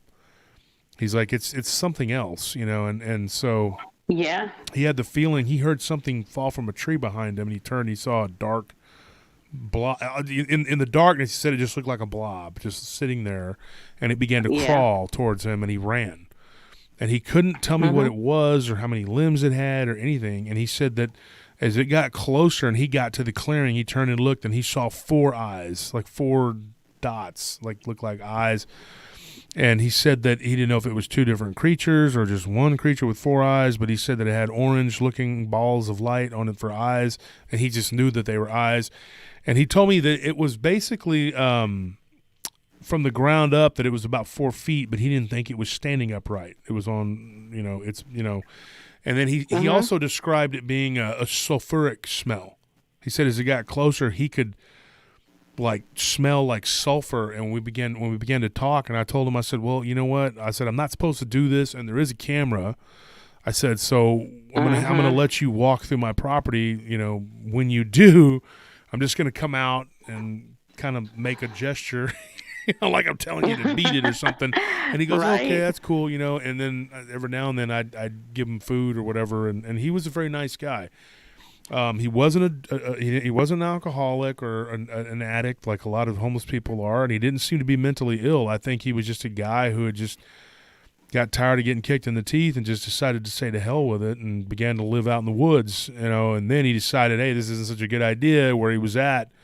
So he got a job, and he would work at this place that sold. It's not there anymore, but it used to sell food overnight. And then he would cut through my property, and ultimately, I think he eventually got a place to live because he had told me he was getting an apartment last time I talked to him. And then I saw him in another part of town, and he said he got the heck out of there in that area of South Austin. Now, that area of South Austin, that corridor, I got reports of Dogman with horns. Now, hold on. Yeah. Before you go to that, I wanted to ask you, did the homeless guy, did he ever say that a lot of homeless people that were in that park in that area were coming up missing, or people that had gotten attacked and actually gotten away that came back to talk about it? I can tell you this, man, that happens all the time. I've had a lot of homeless people who I was standing there with a police officer one night that I'm friends with still, but he was on one of my properties, and me and him and the guard were sitting there, and I was checking on the guard, and the police officer was there, and we talked about that. This came up just like a couple of years ago when the homeless people, there was a lot of problems with the homeless, more and more homeless people showing up and them going missing and people reporting them missing, but they're homeless, so it's like anything can happen. And so the police officer was telling us, he was like, yeah, there's a lot of homeless people that have gone missing, but a lot of it goes unreported. My uncle chooses to be homeless by his own choice. He comes to my house every once in a blue moon. We'll let him shower. We'll give him food. I give him cigarettes, and I give him money. I try to help him. He kind of bounces between me and his cousin, and when we see him, we always help him out. But he lives in a homeless camp by his own choice. He doesn't want to live in society. And there's a lot of those, and he himself, with his own words, has told me, and hey, Anthony, and Anthony right here, he can tell you, he can attest to this. He has told us that many of his friends, like, they'll be there, and then I'm talking about Jaime. My Uncle Jaime. And you remember how he told us that he had a lot of friends that had come up missing? Yeah. Yes. And so he said, they'll be there and they kind of camp together and then they'll be gone. And Absolutely. then he'll go to another camp looking for them and they're gone. You just don't ever see them again. And now they, and you could explain it by they drift, they'll drift. Some of them will travel between here and San Francisco and Seattle, and they'll go to different cities, New Orleans, different places. But they're kind of like transient people that you can't really keep track of. I've heard a lot of weird stories, man. Like the lady that gave the story, I'm not going to get into a bunch of details so my wife gets more, but the lady that does the facials for her, she told her that they saw this thing on the side of the road eating something or someone.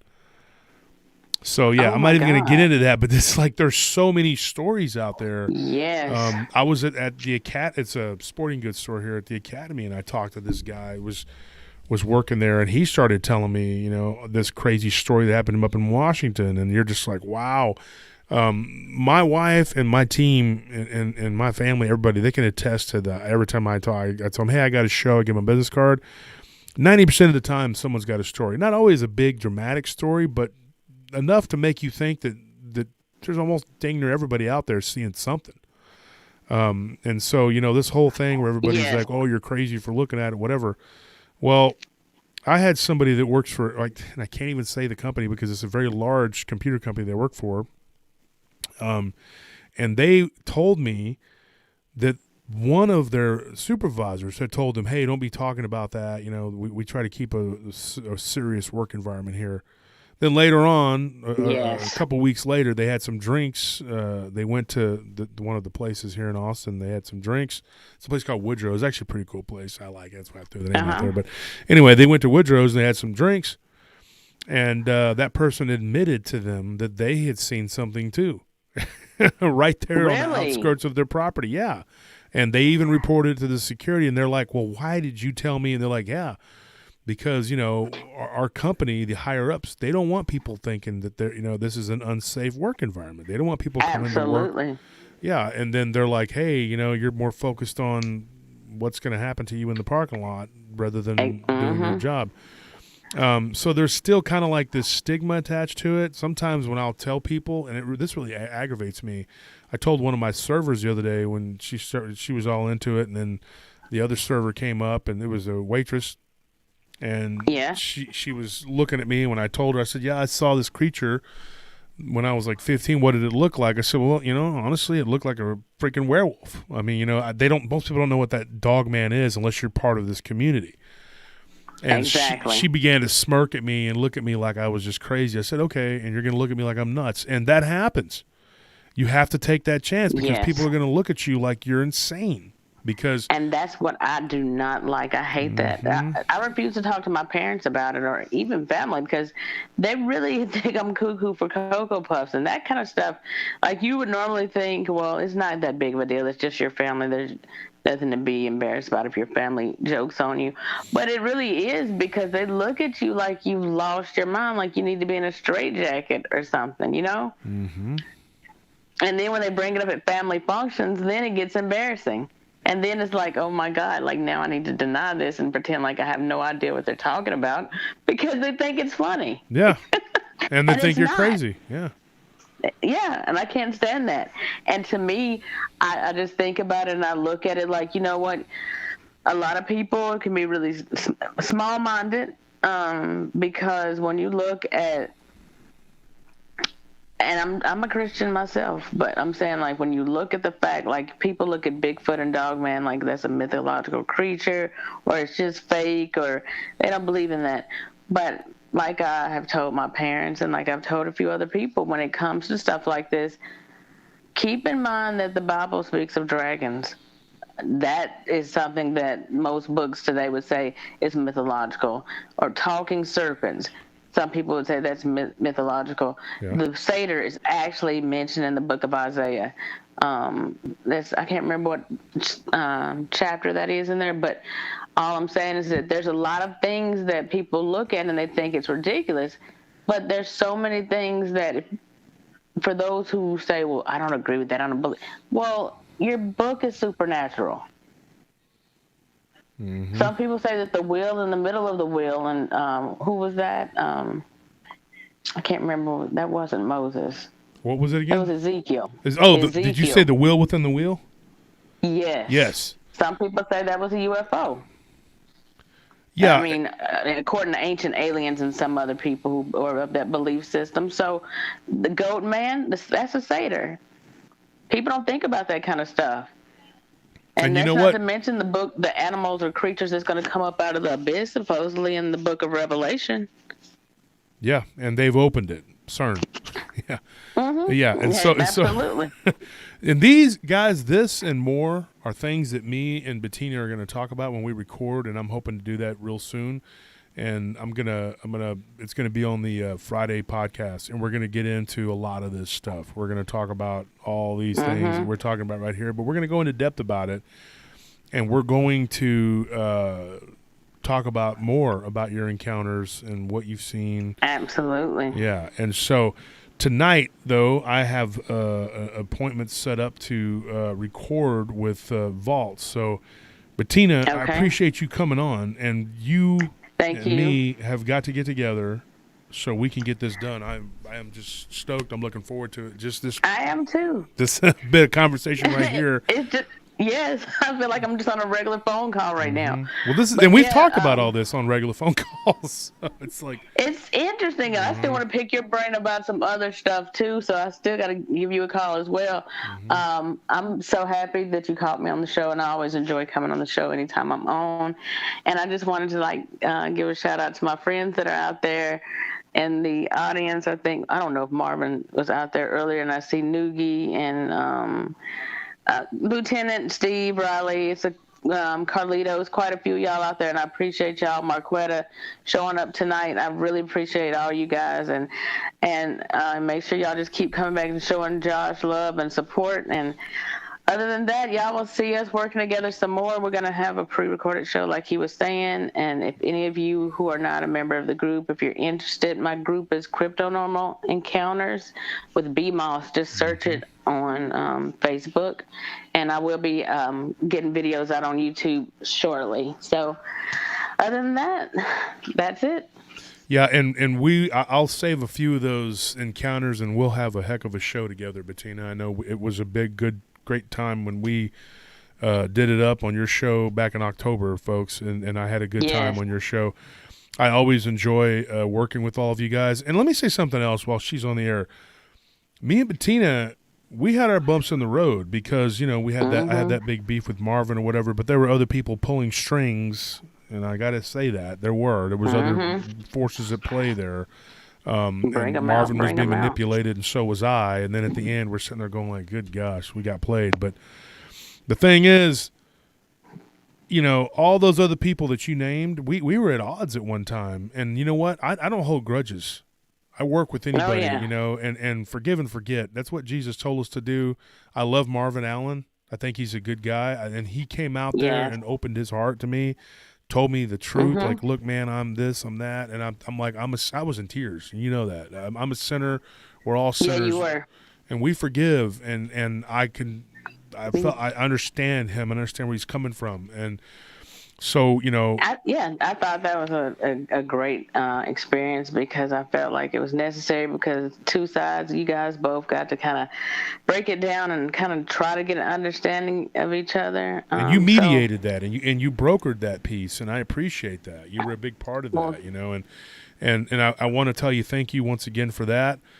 And you guys now, all of you and your allies, they're all my allies. We're all friends, and we all are at peace. Yes. And like I said, there's only a couple people in this field that I avoid like the plague. And everybody else I'm pretty cool with, like I get along with everybody else. I mean, I don't have a problem with too many people. But, if I can do it and I can set aside my differences and Marvin could do it and all of you guys could and we can move forward and work together. There's room for all of us. Like I was saying earlier, somebody's like, oh, Lyle Blackburn for making a podcast. Like I'm supposed to be like, oh, no. Yeah, because I've been telling Lyle for a while, like he needs to do that because he can, narrate his stories. Yes. Yeah, we're all in this together. We're all trying to figure this out, and so everybody's trying to figure it out, and there's a lot of people have different perspectives. It's like for me, like I may not believe like some of the extra weird, or I'm not going to call it weird. Everybody has their different perspective of what this stuff is, but I think that everybody should get a voice, everybody should get a say, and everybody should be able to have a discussion about these things without people getting angry, and it's a debate. I'm saying like right now, Josh, like even within the groups, like people get cussing mad with each other because they're of a different opinion. And I'm like, will y'all sit down? I mean, really? It's not that deep. Like, this is my belief. I think some people believe that they're completely flesh and blood, and that's it. Some completely say, okay, I don't believe in the paranormal side of it. And the paranormal, they're cloaking sometimes. Sometimes you can see part of the body. You can see the head and upper body, and then where there's an opening where you should be able to see the legs and the feet and all that. It's like, okay, where's the rest of the body? You're looking right at it. That's something I was going to get into later. I'm going to tell a couple stories on here. Yes. We'll get into it on Friday. We will. Whenever you get ready. And we'll talk and let me know so we can record together, and we're going to make a heck of a show. It's always a good time. Bettina Moss, yes, everyone, I tell you right now, she's one of the hardest working women. She has a full-time job, very good. She's a career, and she does this, and she doesn't have to. she doesn't need the money for this. She's not making money at this even at all right now, actually. Mm-mm. But she, you know, does what she does because she's very passionate about it. I've known Bettina for a few years now. And, and go and join her group. You won't be disappointed. And so I'm going to let you run, and I'm going to get back to the show, and then all right. Everybody. Thank you, Josh. And I'll just say good night to everybody, and I will see you guys later. Okay. Bye, Bettina. Bye. All right, bye. So that's Bettina Moss. I wanted to give a shout out to John King. He has the Paranormal Truckers podcast. I don't believe he's dropped. He's in the process of trying to network and meet people. And I saw Tony Merkel in there earlier. He's been trying to correspond with you, Tony.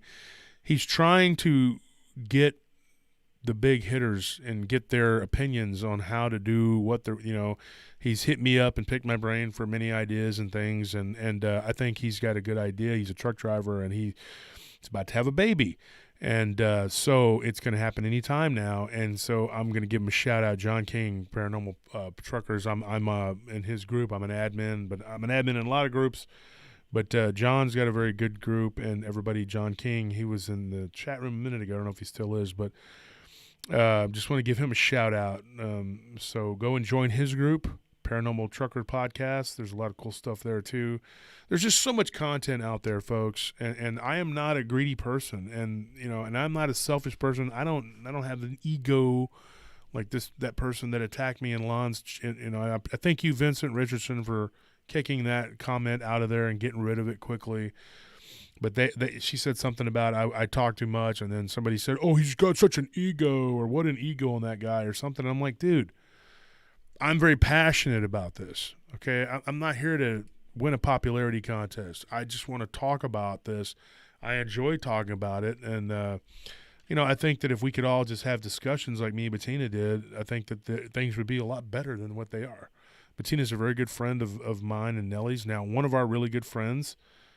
Her and Bettina don't see eye to eye. They have different philosophies and beliefs, whatever, and I can be friends with both. They don't have to like each other. They don't have to agree with their whatever. And I've told them both, hey, I'm friends with both of you, and for the most part, you leave this person alone. They leave you alone, and just because you don't agree don't mean you have to, and some people like me, and they don't like me. And like I said, you don't have to like everybody, but there's plenty of material out there. I mean, there are a ton of people with a ton of stories, and I just try to give you the best that I can. Somebody said, that's a lot of rings, sir. I think you're talking about me. I got more than this, believe me. Shonda, thank you for that $20 donation.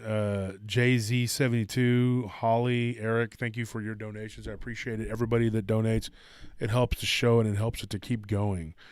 Yeah, and so if anybody has any questions we can read.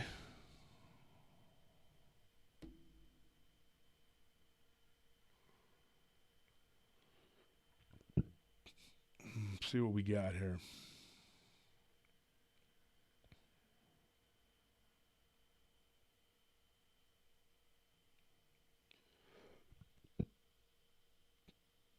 I'm looking forward to doing the show with Bettina. She comes up with some really interesting points, and I've had some really good conversations with her about a lot of this weird, creepy stuff that we're dealing with.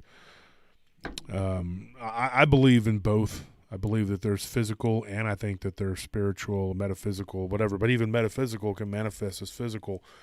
And I think that there is an aspect of it from the inner earth. I believe that that's a very real possibility.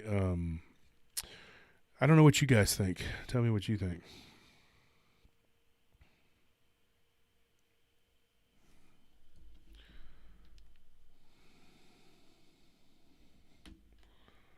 Let me take a look at the number here.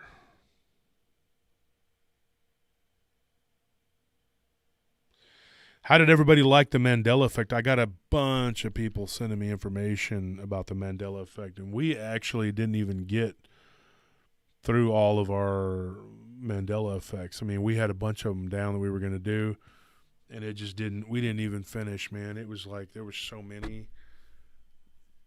I saw Sue Ashwell, who was in the chat. I don't know if you're still there, but if you could message me your story, your Dogman story, that would be pretty cool. I know a lot of people think that you're supposed to be in some kind of competition with everybody. Big Cole, thank you for that. Appreciate that donation. How have I been? This past week has been good. I've been stressed. It's a hectic time. My job is we're doing well. We're doing good. I'm just tired, stressed, overworked. James says he loved the Mandela Effect. Rick does paranormal says I love the Mandela Effect episodes. Everybody seems to be liking them.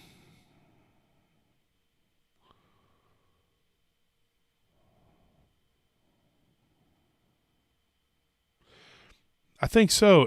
Evan, Tebaldo, Wolf, do you think that dogmen sometimes see us and they're like, WTF, why are they here? Like sometimes we get into their dimension by mistake. Yeah, and I have a couple stories in that regard too. One that was given to me by a construction worker on one of our job sites that he told me this a few years ago. And I got in touch with him recently because one of my guard was like, hey, this guy, he works over here at this other site. And so I was able to reach out to him. And we talked briefly, and going to get back in touch with him too, folks. If you're waiting to talk to me, because I have so many people that I'm trying to correspond with, and I'm going to tell you right now, there's a million people. I mean, just messaging me every day. But please don't think, oh, he has no time for me, because that's not true, man.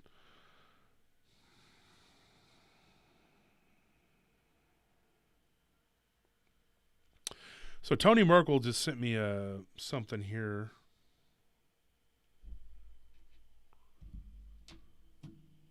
And I was going to see maybe, I don't know, if Tony, let me see if I can see this here.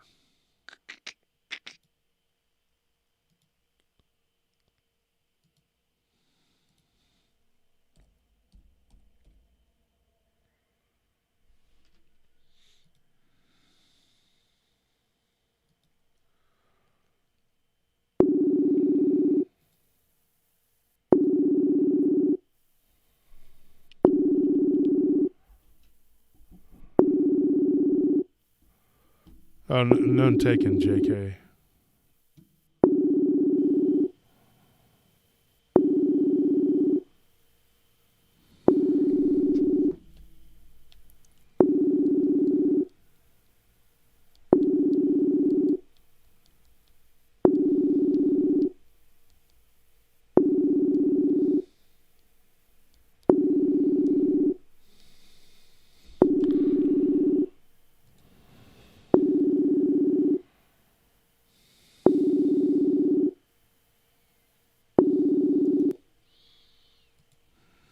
Let's see if I can call this person real quick.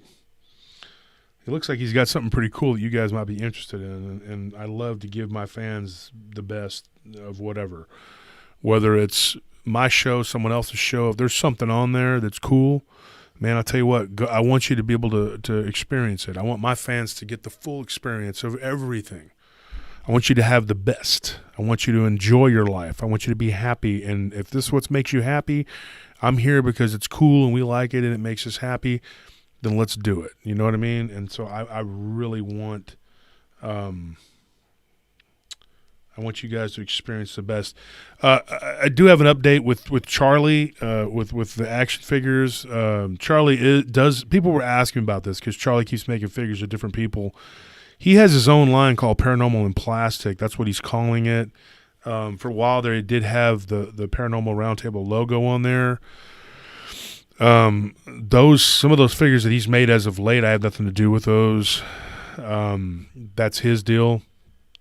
We are almost done with the figures for Lauren Coleman. Those will be sent out to his museum in Maine. I think half of them are done. We got a few left. I think Barton and me and a couple other people, and that's it. And I think everybody else is done. So you'll see those if you go to Lauren Coleman's museum in Maine. I'll be up there with my action figure.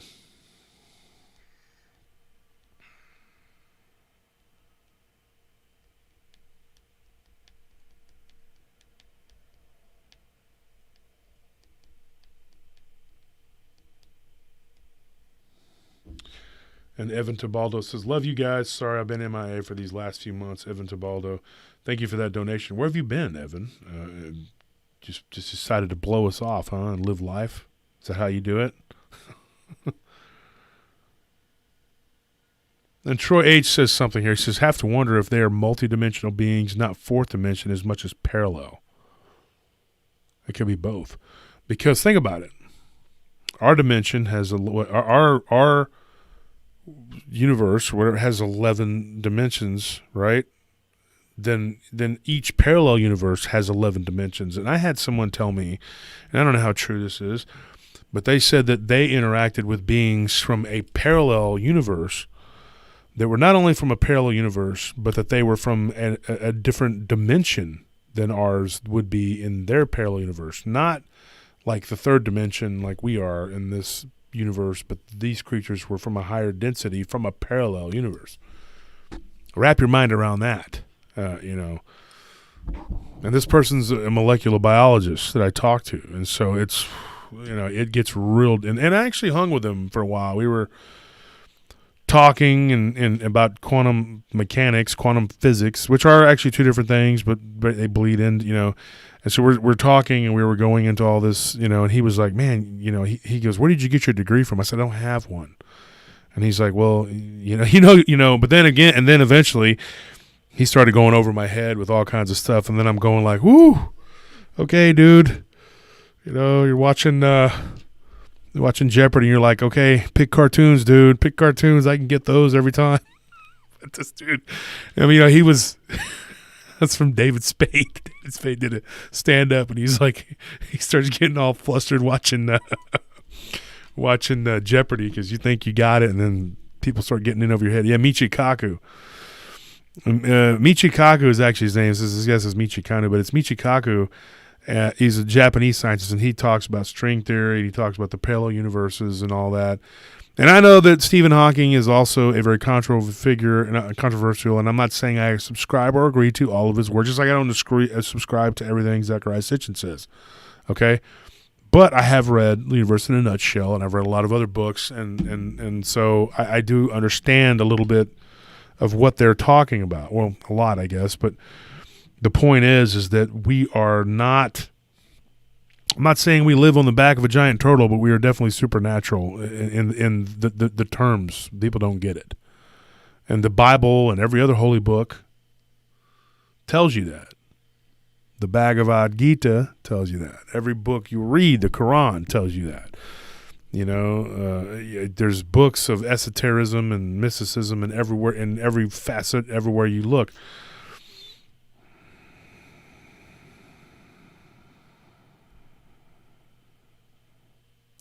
And Mike Turner says, I have my license for security waiting on my G license. I guess you're in another state. It says here, and I'm glad I don't have to work in rural areas.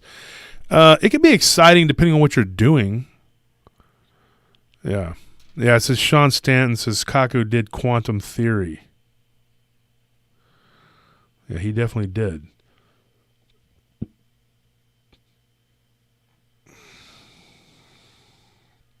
And Sue, I see you're still on. So email me at joshturner at prtpodcast.com, and maybe we can talk about your encounter. If you wanted to talk about it, give it to me. I could tell it, or if you'd like, you could tell it. A lot of people prefer just for me to tell it. And believe me, folks, there are some people who can talk just perfectly fine. But they just don't, they would rather me tell the story.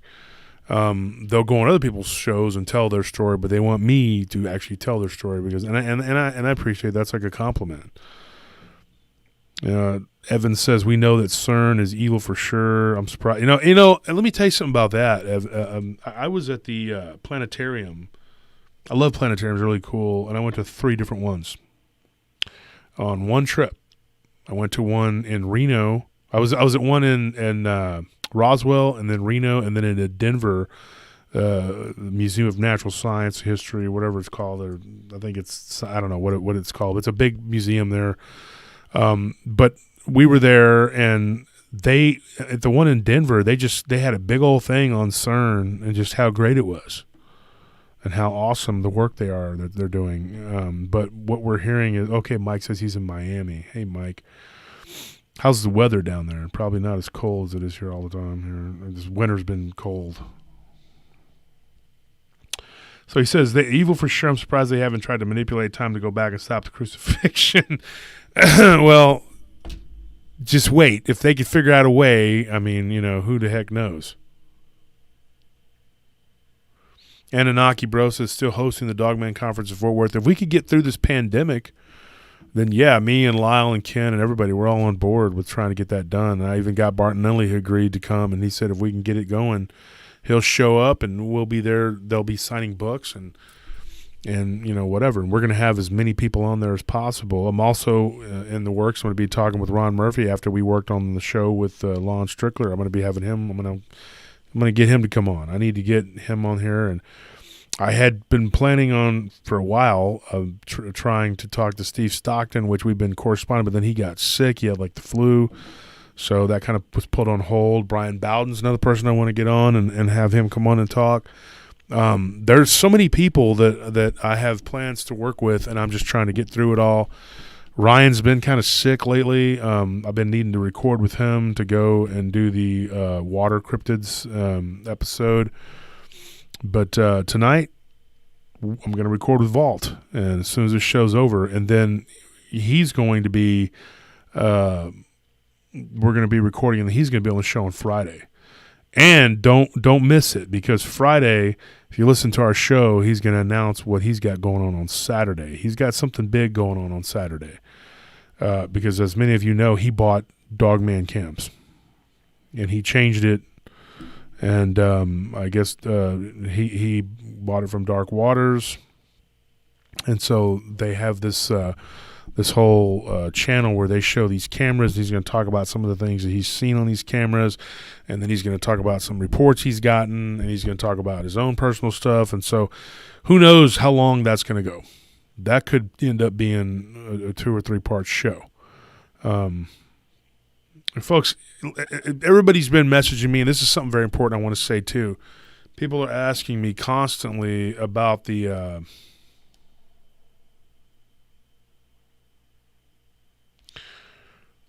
people have been asking me constantly about this, and it's the war. Okay, there are a lot of things that I would like to say about that, but I am not at liberty to say this. This is not the platform for it. I cannot tell you what I know and what I feel, because it's just not the place to do it. So I can't really comment on that. Gosh, I wish I could sit here and tell you everything I know. I wish I could tell you, because I do know a lot, and I feel like I could really get in there and tell you some things, but I just really can't at this time. Here is something we're going to do though. Toward the end of this month, or toward the beginning of next month, we're going to be doing the next part of the Hernandez Ranch. We're going to be talking about Jerry's experiences and with his family, what they went through, which is probably going to bleed into a 2-parter, I'm thinking. And we are going to have a Simon the Bull. I have one, but I'm going to have Charlie make another one, and we're going to do a giveaway of that and a Stripes figure for that show. So be prepared for that. Tonight, the 2 people we choose here shortly, of these 2 people, one of you guys is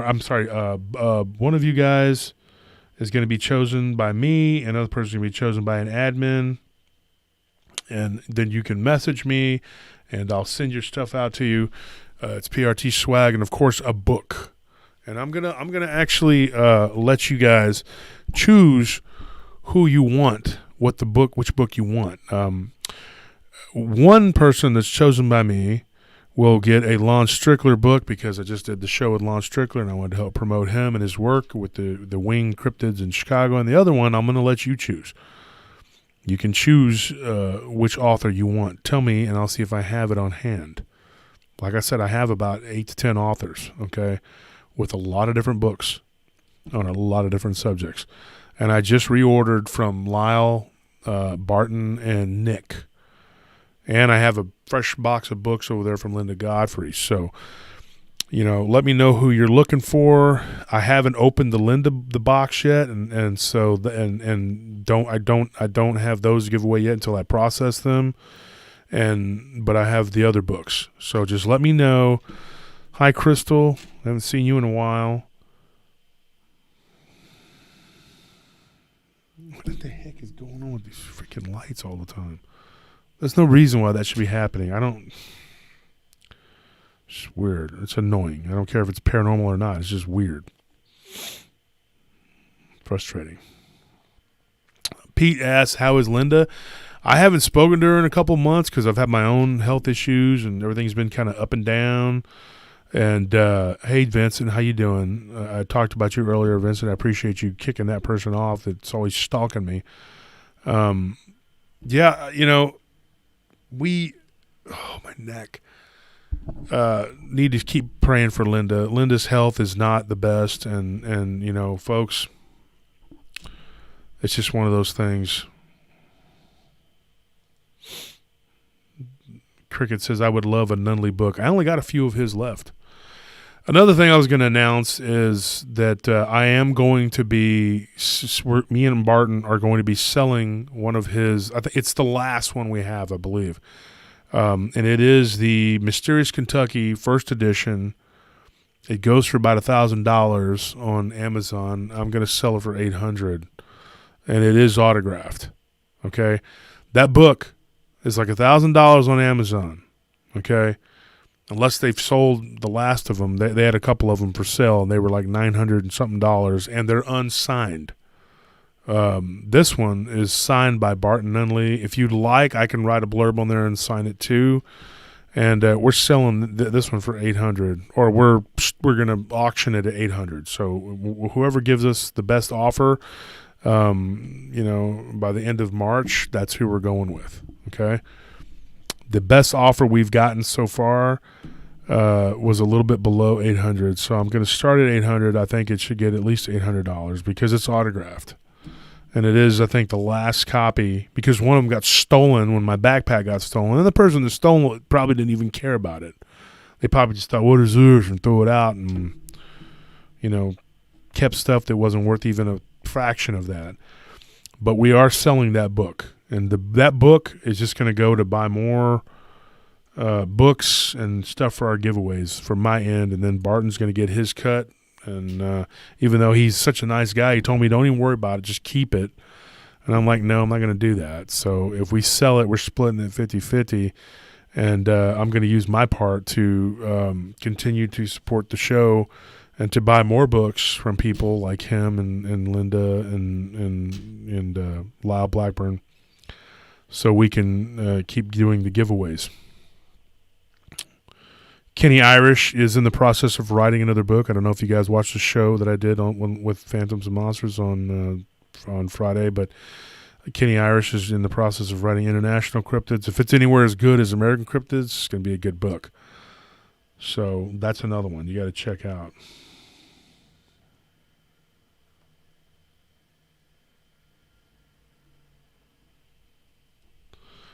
Evan says, can't wait for an autograph resident of Wolf's first book. I'd like to get that done. In fact, I had a conversation with Nick Redfern yesterday morning, and we began to talk about some stuff, and I'm just so busy that I haven't had time. Nick's another one that I'm going to have books of his, The Martians. Man, you got to check it out. That one, time travel. I'm going to be doing a show with Nick. He agreed to come on, and maybe he'll come on next Tuesday, and we'll talk a little bit about it, and then we're going to record. And I want to do a round table with him and David Weatherly. David is working really hard. He's been just slamming, trying to get these books out from all the states. He's just gotten so many of them out. I'm still trying to catch up and finish up the Second Carolina book. I got a lot to do. And I'm trying to read as many books as I can. I'm reading other people's manuscripts for their books, and it's just, there's a lot to do. There's a lot to work. I don't. Carl King says prayers from Linda Godfrey. Thank you for that, my friend.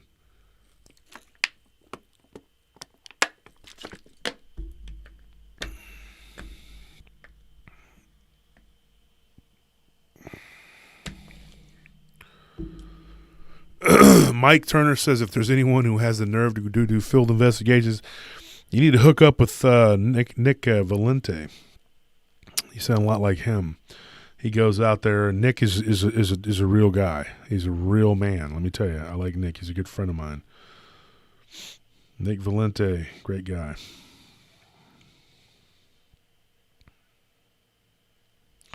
Fred Martin says retelling every Hernandez story would be awesome. See, that's one of the things I wanted to do with the books. I wanted to get into the depths, but it's one of those. It's like the Mandela effect. It's so daunting of a task.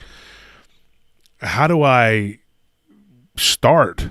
You know, how do I get into that? I mean, how do I? I don't know, man. It just where do you begin? Where do you end? You know, that's.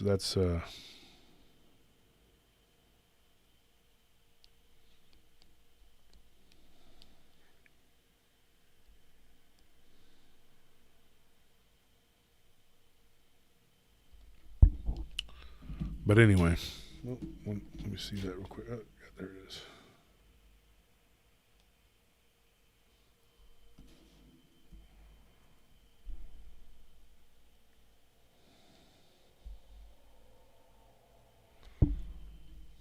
One last thing here. So, anyways, let's get this going here. I'm gonna run, but not yet. Not yet. I'm gonna do one more story.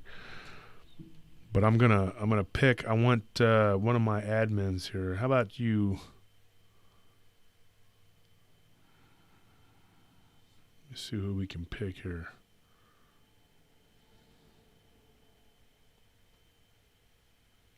So many good people in here in the chat.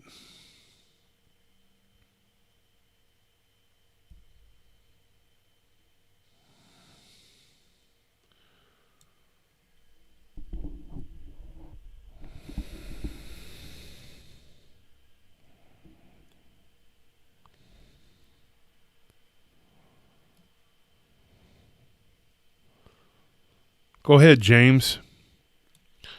Pick somebody out of the audience.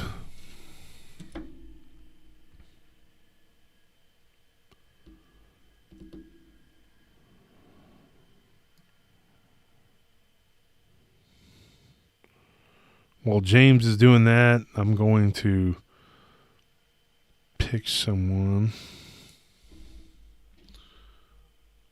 Okay, James has nominated someone. Go ahead and announce it on the stream there, James.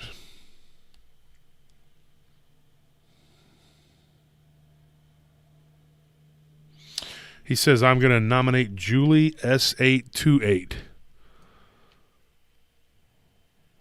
So, Julie, you win.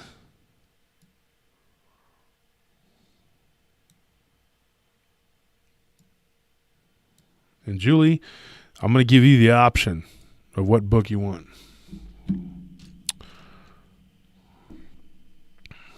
You let us know.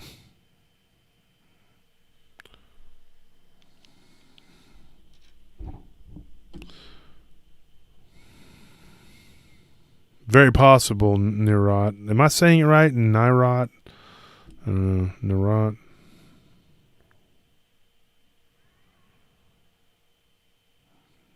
Julie, hit me up if you're on here. There she is. Thank you. Julie, hit me up on Messenger if you're not my friend. If you're my friend on Facebook, if not, you can send me a message and say, hey, I'm whatever. And Messenger is the easiest way for me to keep track of it. But you can send me an email to Josh Turner at prtpodcast.com. Josh Turner at prtpodcast.com. And I'm going to pick someone. Somebody on here, catch my eye here. Tell me you want something from PRT. Tell me you want a book. I'm going to send a Lon Strickler Winged Humanoids. Hey, Anthony, do we still have some Lon books, some Winged Humanoids? I know I had bought a big box of those. Those he always gives me a really good deal too. The winged humanoids. All the people that they always give me a really good deal.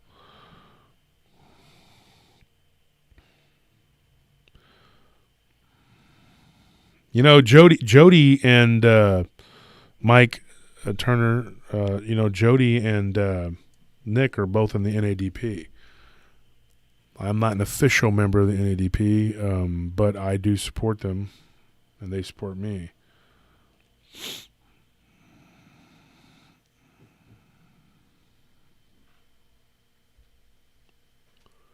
There it is. There's one right there. So this one. And it's been autographed by Lon. He's been an author for a long time. That's his autograph right there. And a friend, and I was on his show on Friday. So let me find somebody here. Nelson Panola says, can you buy these anywhere? Yeah, you can, but you can't buy them autographed. You'd have to go to them and try to get them to autograph it. I don't know. You can try. I don't know if they'll respond. They get tons of messages, you know, from people. So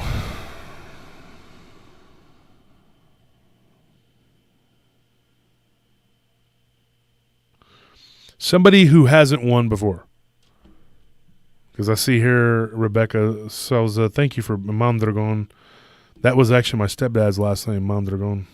He's a very nice guy. His name was Lucio Mondragon. Nicest guy my mom ever married. But,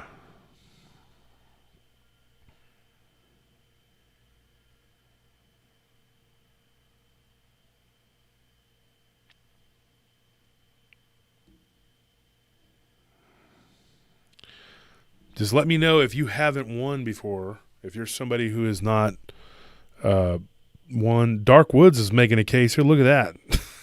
He's got a whole bunch of stuff right there. Dark Woods, have you ever won anything from me?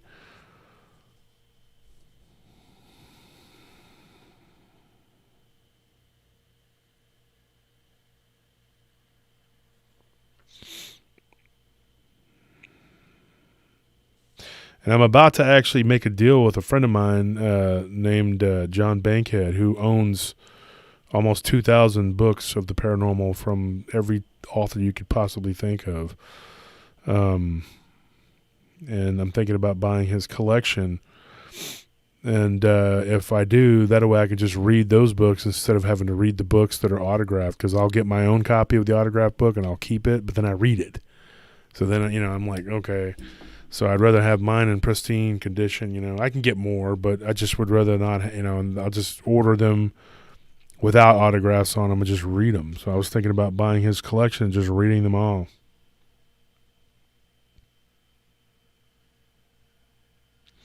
John King said, I'd like a logo for the rig. The biggest one we have, I think it's like a 5x5. I see those around too. I'll tell you a funny story. I had somebody said that a guy cut him off. This happened up in Michigan, and he said that the guy had a PRT sticker on the back of his SUV. So he pulled up next to the guy and rolled his window down. The guy rolls his window, and he says, I listen to PRT too. And and then he goes, okay, sorry, man. And he goes, I was, you know, because he said, you cut me off, but that's okay. So that was a pretty cool story. I thought that was pretty neat. I mean, what are the odds of that? I mean, that's pretty cool. I mean, you get cut off by somebody who listens to a show you listen to.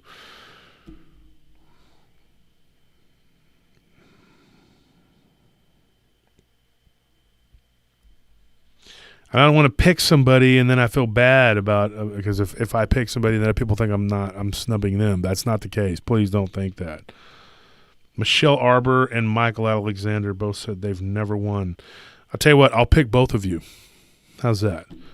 I don't want to have to pick anybody.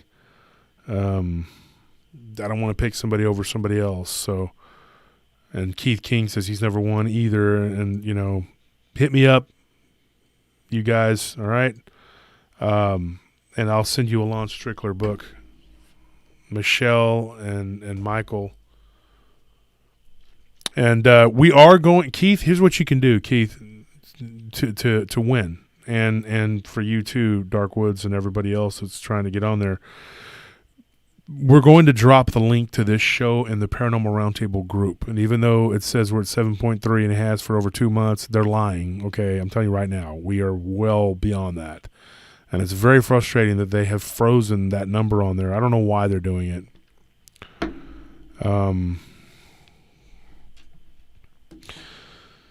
Peter, you want us to pick your nose? We're not going to do that, sir. That is disgusting. So anyway, I picked 2 people. Can't help myself. I like to give away and do things. But the other guys, if you didn't, just go on there and leave a comment on the Paranormal Roundtable group, and I'll pick a couple people from there too for PRT swag, or who knows what you might win. You might win a PRT lamp. Those are really cool. It just depends. And next week we're going to go back and do some more giveaways. I'm going to have Lyle come on at some point, and we're going to give away some of those lamps. I mean, not the lamps. When we do the promo for his show.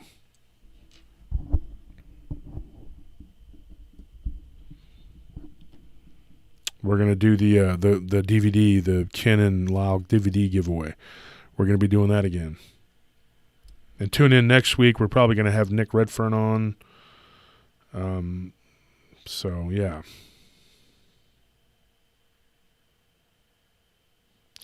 Like I said, I'm going to do one more story before I bounce, okay?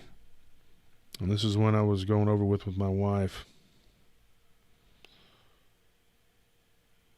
Oh, there's some good ones, man. But we're talking about Dogman, right? So here's something.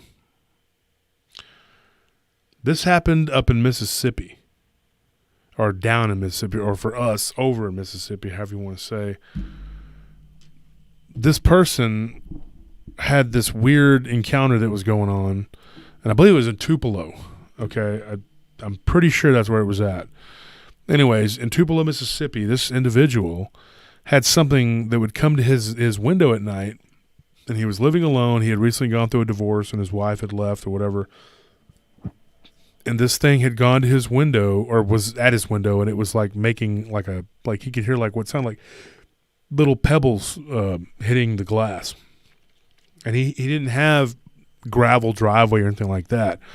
So that was really weird. He was like, why is this, noise coming to my window? It was always the same window in his living room where he was living.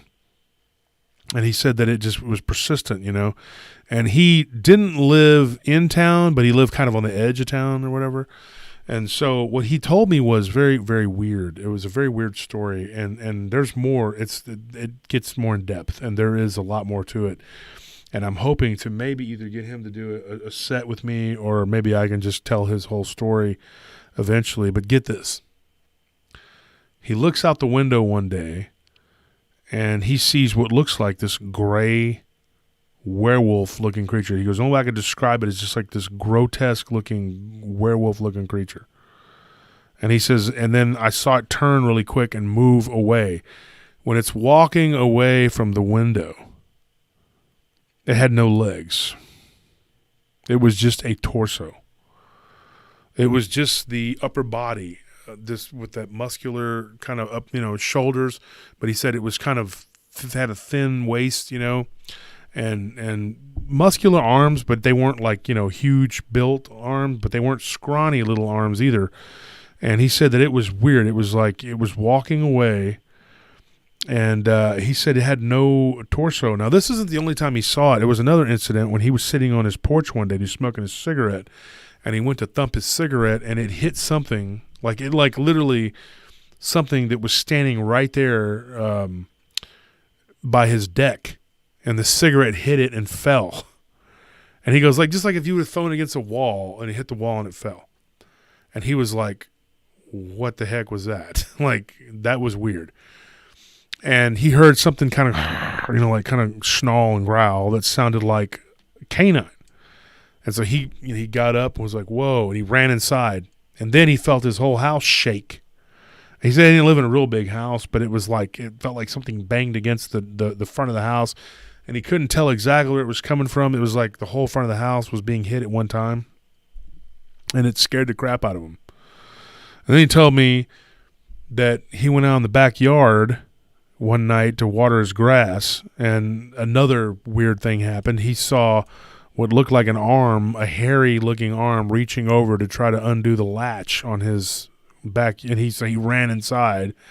And then he looked out, and he didn't see anything. Nothing ever showed up.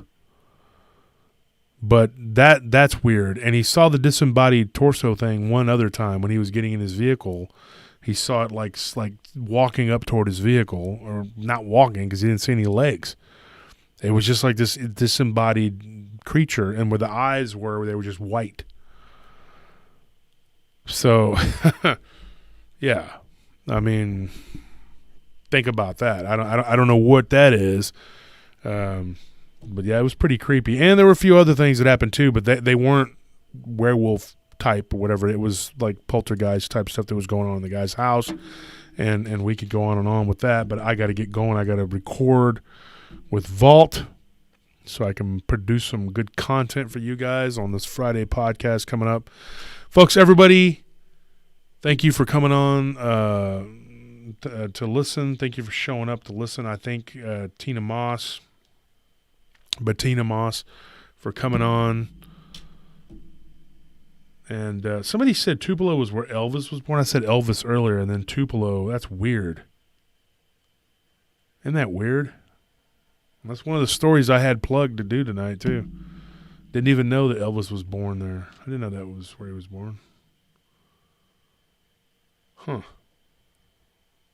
That's weird. It's kind of creepy in itself. But anyway, folks, thank you very much. Thank you. That's my crappy impression of Elvis.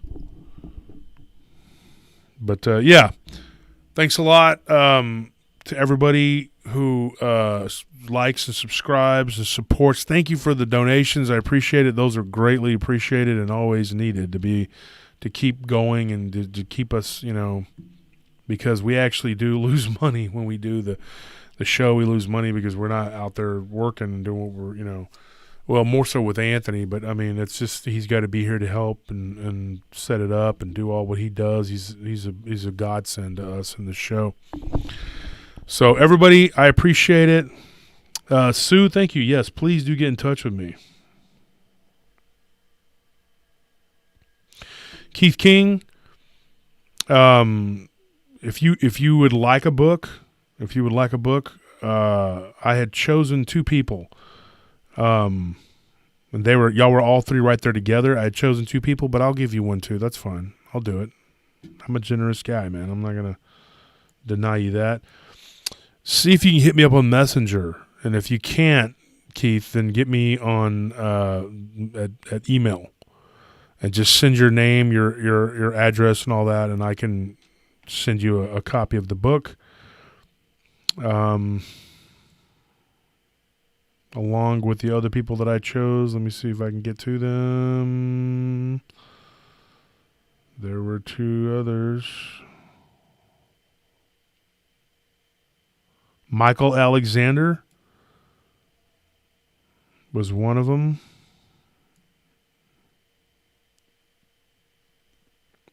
And the other was Michelle Arbor. And Michael Alexander and Keith King. Dark Woods, go make a comment on the Facebook group, and I'll send you something. We will post this in the Paranormal Round Table group. We will drop the link, and then you guys can go and make comments, and then you can have a chance to win PRT swag, books, all kinds of stuff. We do giveaways. I love to give.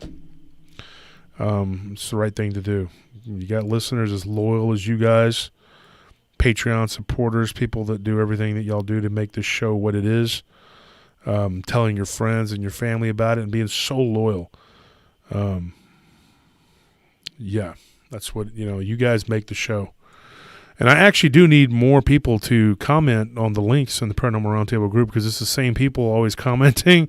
There's a lot of people that comment, but a lot of them have already won. So I need new people who haven't won. If you've never won, please go and leave a comment on the Facebook group, a Paranormal Roundtable group. And you never know. You might win. I picked 1 or 2 people every freaking episode. I mean, I think at least 2 people every episode. So we leave that link on there. And 39 Seanman, you have not won. If you haven't won, just go on there and leave a comment and say throw out your YouTube handle too if you want, and so I can know who you are. Yeah. So everybody from Paranormal Round Table and the whole PRT gang, the paratroopers, I thank you for everything, and be sure and go and check out our merchandise and our show for our show on prtpodcast.com. Hit me up with your stories, Josh Turner at prtpodcast.com, or you can message me on Messenger. And good night. Thank you for listening.